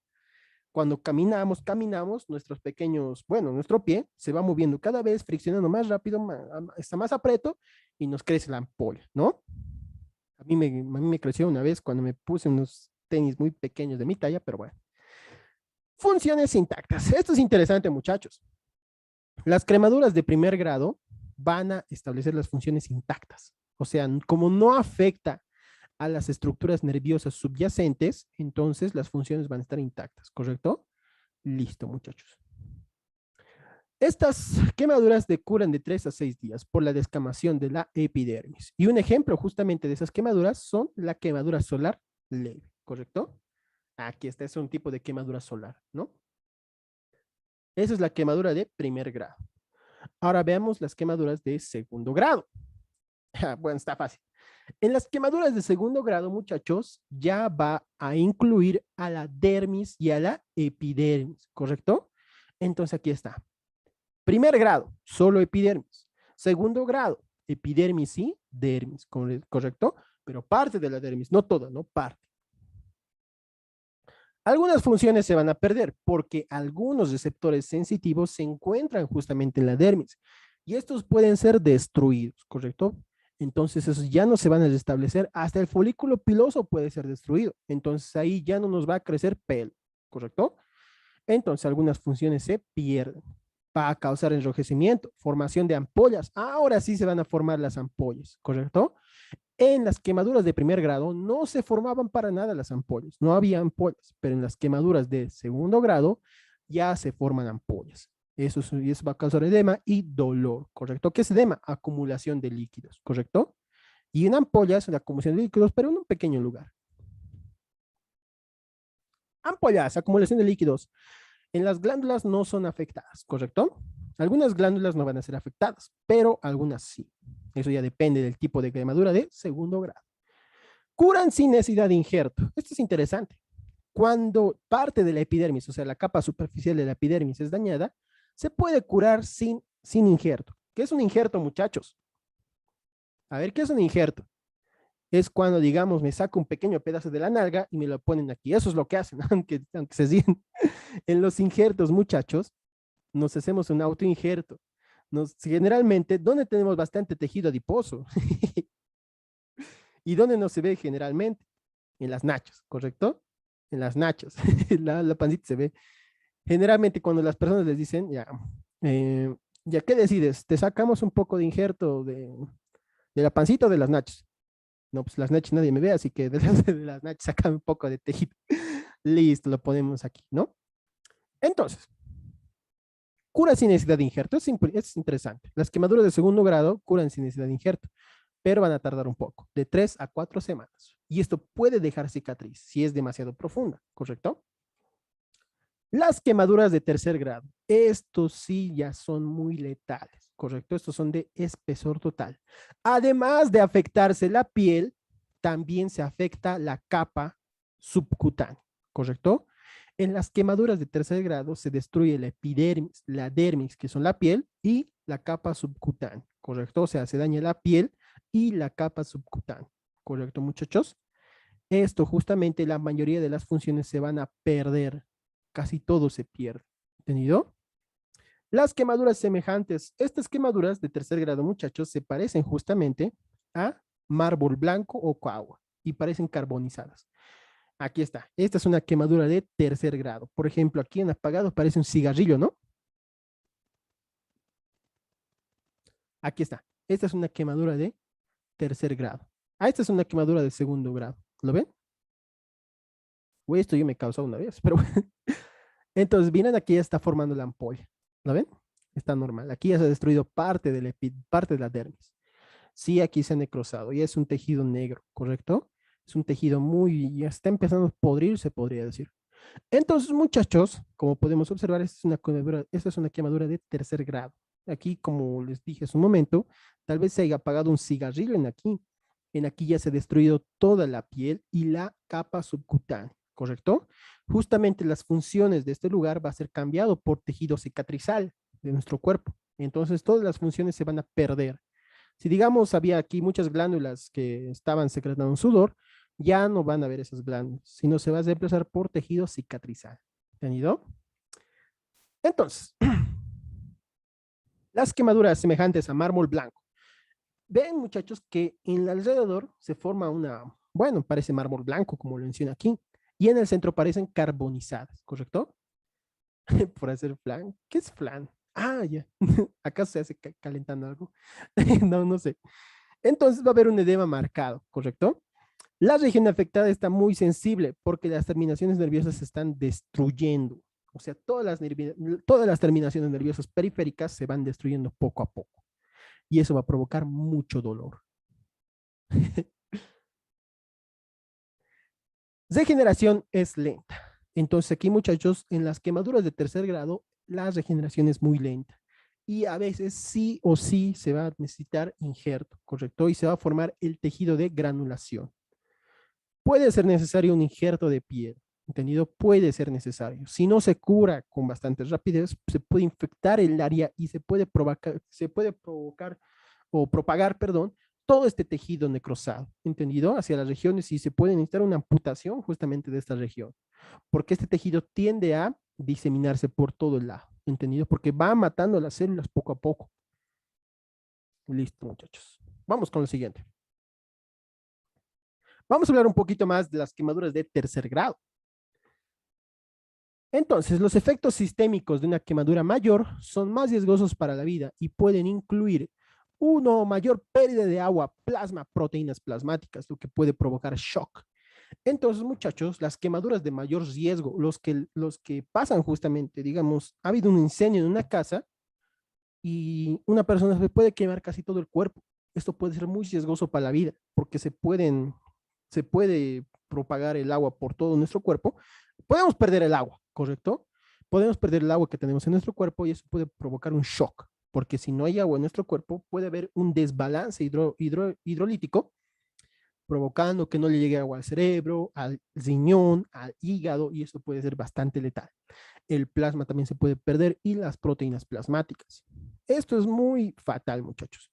Es por eso que justamente las personas mueren por quemaduras de mayor riesgos o las quemaduras riesgosas. La infección bacteriana. Recordemos muy bien que las bacterias están en todo lado, en todo lado. Entonces, en una persona que ha sufrido quemaduras, las bacterias pueden diseminarse por su cuerpo, entrando justamente por esos lugares, ¿correcto? Disminución, justamente, no, mejor no les hablo, se van a asustar. Disminución de la circulación sanguínea. Como se han perdido bastantes vasos sanguíneos, se puede disminuir la cantidad de vasos sanguíneos y, por ende, la circulación de la sangre, ¿correcto? Reducción de la producción de orina. Como se ha perdido bastante agua en nuestro cuerpo, la orina se va a dejar de producir. Y esto puede ser bastante fatal. Si al hígado no le llega sangre, si al hígado no le llega trabajo, hace huelga para siempre. ¿Eso qué quiere decir? Si el hígado deja de percibir sangre, esta deja de funcionar. Así rápido, ¿entendido? Es por eso que mayormente las personas que sufren quemaduras necesitan rápidamente un trasplante de sangre, o sea, que le inyecten sangre de otra persona, porque si sus riñones están malos, ya valió, la persona se puede morir, ¿correcto? Deterioro de la respuesta inmunitaria también puede estar ocasionado por las quemaduras. La gravedad de una quemadura se determina por su profundidad y la extensión del área afectada, la edad, el estado de salud general del paciente. Todo se debe a la persona, ¿no? Una quemadura mayor de tercer grado en más del 10% de la superficie del cuerpo, ¿correcto? Las quemaduras mayores, muchachos, se consideran quemaduras de tercer grado, que se dan en más del 10% de la superficie del cuerpo. Por ejemplo, pueden ver a esta persona que ha sufrido justamente una quemadura en más del 10% de su cuerpo. Ya ha habido muchos casos. Hasta aquí en Bolivia hay una asociación, creo, de personas que se han quemado en algunas construcciones o en algunas casas para que se les pueda atender normalmente. Las quemaduras de tercer grado en rostro, manos, pies y periné, en la región anal u genital, pueden existir mayormente en estos lugares, porque estos son los lugares los más expuestos. Si una quemadura, esto es muy importante, chicos, recuérdenlo muy bien. Si una quemadura excede el 70% de todo nuestro cuerpo, la mitad de las víctimas van a fallecer, porque no soportan justamente esa condición. ¿Entendido? No la soportan. Entonces fallecen. Vamos con lo siguiente. Ahora vamos a determinar cómo se dan las quemaduras o cómo se leen justamente este sistema de las quemaduras, ¿no? Quemaduras. Un medio rápido para estimar la superficie afectada por una quemadura en un adulto es la regla de los 9, ¿correcto? La regla de los 9. Así vamos a poder, muchachos, estimar la superficie afectada de las quemaduras, ¿entendido? Para hacer un diagnóstico rápido. Entonces, ¿dónde está? ¿Dónde está? Aquí está. La regla de los 9 es una forma rápida de estimar la superficie afectada por una quemadura en un adulto. La parte anterior de la cabeza y del cuello. ¿Qué pasa si esta región es afectada? La parte anterior, por si acaso, anterior, si nos quemamos en esa región de la cabeza y del cuello, va a representar al 4,5% de todo nuestro cuerpo. ¿Entendido? Pero ¿qué pasa? Estamos hablando solo de la parte anterior. Ahora, ¿qué pasa si nos quemamos tanto en la parte anterior como en la parte posterior? ¿Cuánto es 4.5 más 4.5? A ver. ¿Cuánto es 4.5 más 4.5? Es matemáticos, pero. Entonces, muchachos, ahorita estamos determinando, ¿correcto? Por ejemplo, si a mí tú eres un doctor ya que ya se especializa en esto de las quemaduras, cuando te ponen justamente 4.5 más 4.5 en la región de la cabeza y cuello, entonces tú tienes que determinar que solo la parte anterior está afectada. Pero si te ponen 9 tanto en cabeza y cuello, la región de la cabeza y el cuello está afectada. La región anterior y posterior, ¿correcto? Cuando la parte anterior y posterior del cuello y la cabeza va a representar el 9%. La parte anterior de los hombros, antebrazos, no, perdón, hombros, brazos, antebrazos y manos, va a representar el 9%. La región anterior, correcto, hombros, brazos, antebrazos y manos. Ahora, la parte anterior y posterior, 9 más 9, 18. Igual en niños. La parte anterior y posterior del tronco, toda la región del tronco, va a representar al 36%, igual en niños. El periné, esa región donde se encuentran los genitales externos. Esa región, si es afectada, va a representar solo el 1%, al igual en niños. La parte anterior de los muslos o la entrepierna, las piernas y los pies van a representar el 18%, ¿correcto? 18%. 18 más la parte posterior, 18 más 18 sería 36%, igual en niños. Entonces, muchachos, ay, pucha, me olvidé de hacer algo. Vamos a sumar todo esto. Vamos a sumar todo esto. A ver, matemáticos. 9 más 18. ¿Cuánto sería? 27, ¿no? 27. 27 más 36. 20 más 30 sería 50. 7 más 6, ¿cuánto es? 13. 63. 63. Hasta ahorita tenemos 63. 63 más 1. 64. 64 más 36. 100%. Entonces, muchachos, así se va a describir rápidamente la superficie afectada de nuestro cuerpo. Por ejemplo, si el paciente está justamente se ha quemado solamente la parte anterior y posterior de la cabeza y junto con el tronco, eso vamos a sumar. 9% más 18 sería 27. El 27% de su cuerpo está comprometido, ¿correcto? Así vamos a determinar si una quemadura es leve o grave, ¿correcto?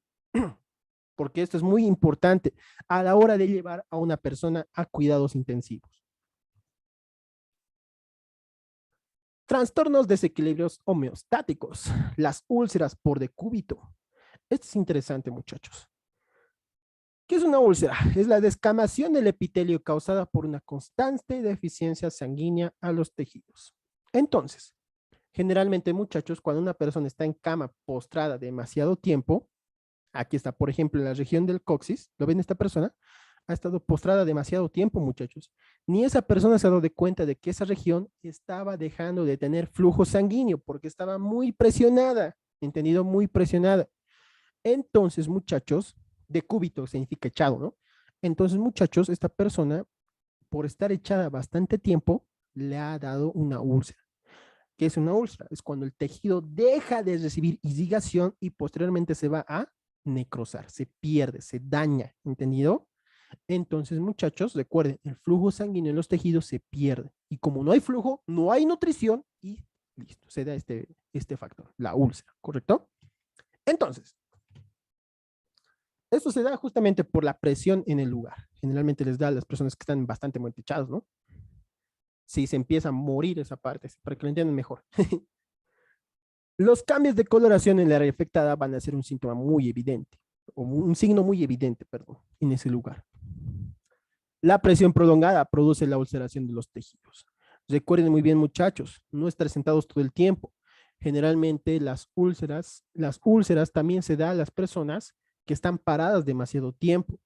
Este es un problema muy evidente aquí en Bolivia, en las úlceras, en las personas que son un poco viejitas y que trabajan en seguridad. Ustedes han visto, muchachos, los que trabajan en seguridad, todo el día están parados, ¿no? Todo el día están parados, ¿no? ¿Han visto, chicos, eso? A los de seguridad, los que están ahí. Bueno, yo he visto bastante. Entonces, esas personas, como todo el día están parados, les da en su talón, correcto, en su talón les da la úlcera.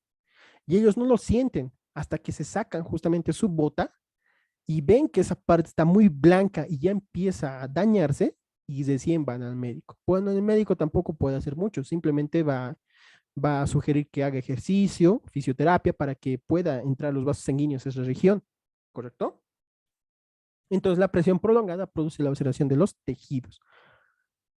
El más frecuente, este es más frecuente en pacientes confinados en cama. Es por eso que los pacientes que están en cama constantemente hay que moverlos, porque si se encuentran echados 1 o 2 semanas, bastante, eso ya les da esta úlcera por el COVID, porque su coxis, muchachos, su coxis está demasiado tiempo apoyada, correcto, en la cama. ¿Entendido? Listo, chicos, ya estamos llegando a la parte final de terminología médica. No se preocupen, ya estamos acabando, ya estamos acabando, ya estamos acabando. ¿O quieren ver úlceras, muchachos? Vamos a ver, para que salga úlceras. Aquí está. ¿Ven? Estas son las úlceras, muchachos. Es cuando el tejido justamente deja, aquí está mi imagen, ¿lo ven? Aquí están las imágenes. Es cuando el tejido ya no le llega irrigación y poco a poco se muere, ¿correcto? Aquí están las úlceras, muchachos. Uy, qué feo. Entonces, ahora vamos a ver la terminología médica. ¿Qué significa abrasión? Es cuando un área del piel se ha erosionado. Por ejemplo, cuando alguien se ha caído de aquí alguna vez en la bicicleta, se raspa justamente y bueno, en ese lugar pues, se va a encontrar la abrasión, ¿correcto? Parte de la epidermis se ha perdido, ¿correcto? Listo, muchachos. Y esa región, justamente como ha recibido bastante fricción, está muy caliente. ¿Qué es una ampolla? Colección de líquido seroso dentro de la epidermis debido a una fricción breve pero intensa. Una ampolla, muchachos, es una recolección de líquido que se va a encontrar entre la epidermis y la dermis o en la epidermis nomás, cuando hay bastante líquido en ese lugar. Y cuando hacemos presión en ese líquido, estamos presionando también a los tejidos nerviosos subyacentes o los que están rodeando. Y cuando lo presionamos sentimos dolor. ¿Alguna vez ustedes, chicos, se han comprado un zapato muy pequeñito que les apriete? Y cuando se han sacado, ¿han visto una ampolla en sus pies? es porque en esa región, muchachos, ha habido bastante fricción justamente en sus pies, porque con eso caminan, ¿no?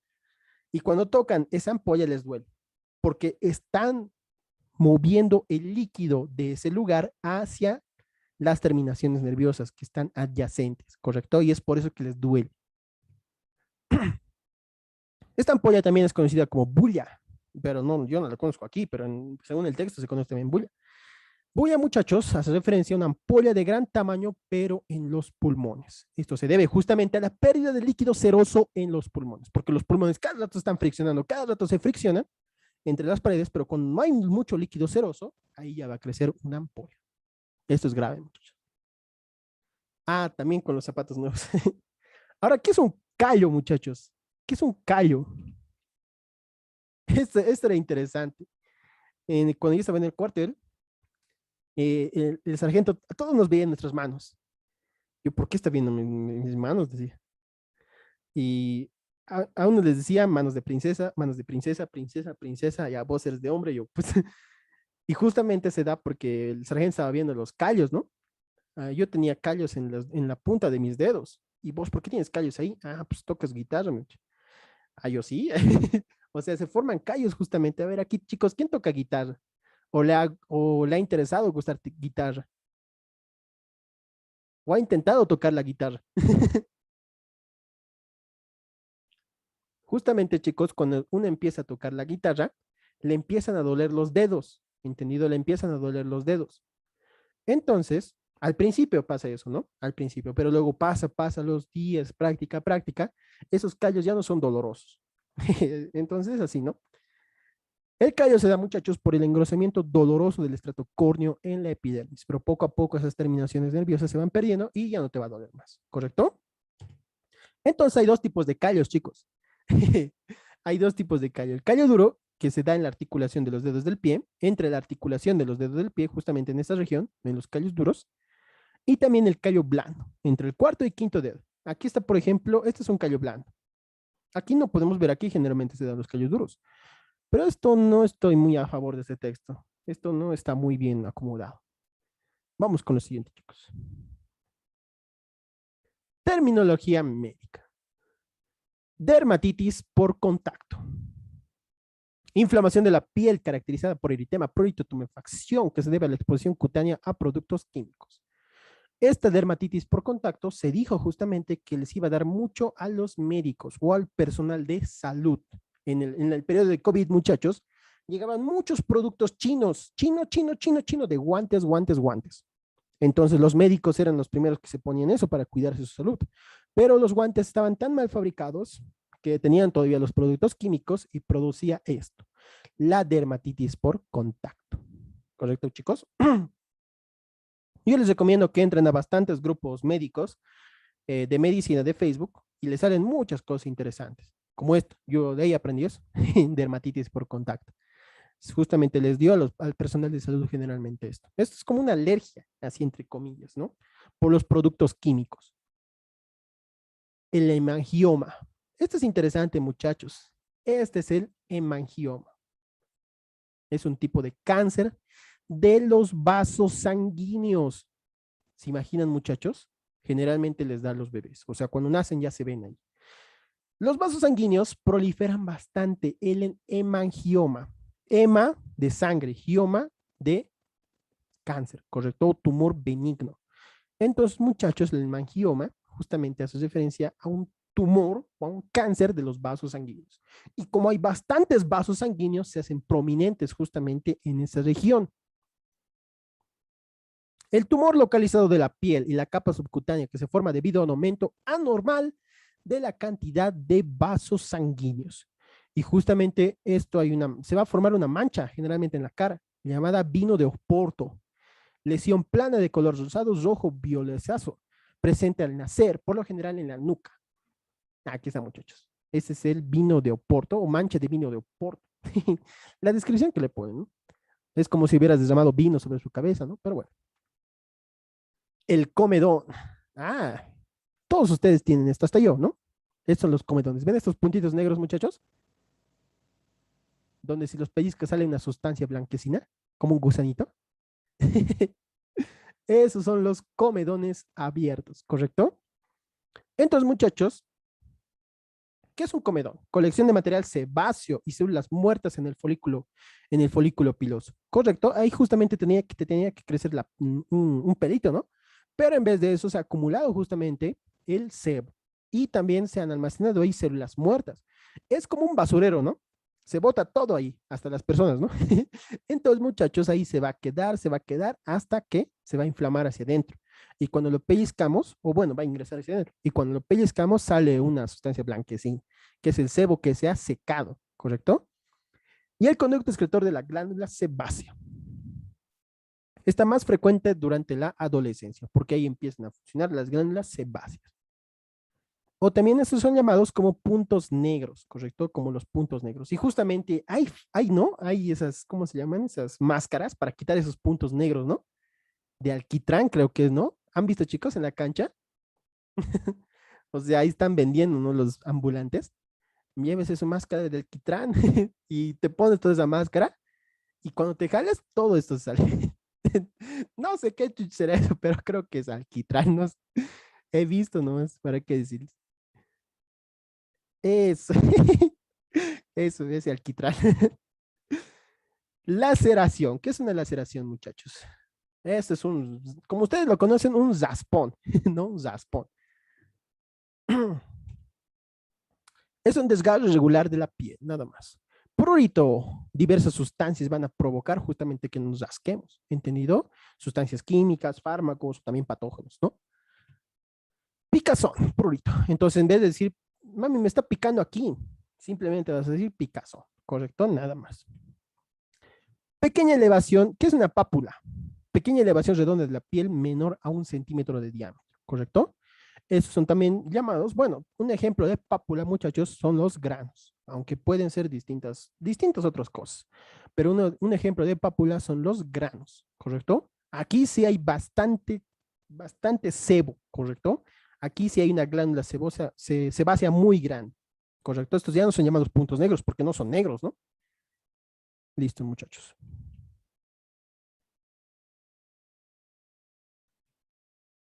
Queratosis. ¿Qué es la queratosis? Es cuando justamente la proliferación, aquí está, pues, formación asociada con la proliferación dura del tejido epidérmico. Esto es interesante, muchachos. Generalmente la queratosis le da a las personas viejitas y es porque sus células epidérmicas ya están demasiado rígidas desde que se encuentran naciendo en el estrato basal, ¿correcto?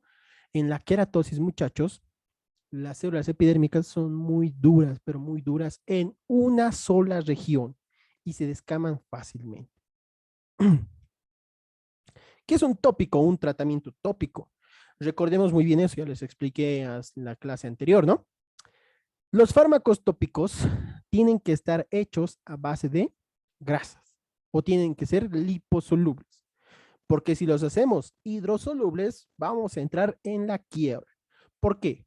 Porque la piel, muchachos, solo admite a sustancias liposolubles, porque las hidrosolubles las repele. ¿Entendido? Los tratamientos tópicos son efectuados sobre la piel, como cremas, fármacos, algunos parches contra el dolor y algunas otras cositas, ¿correcto?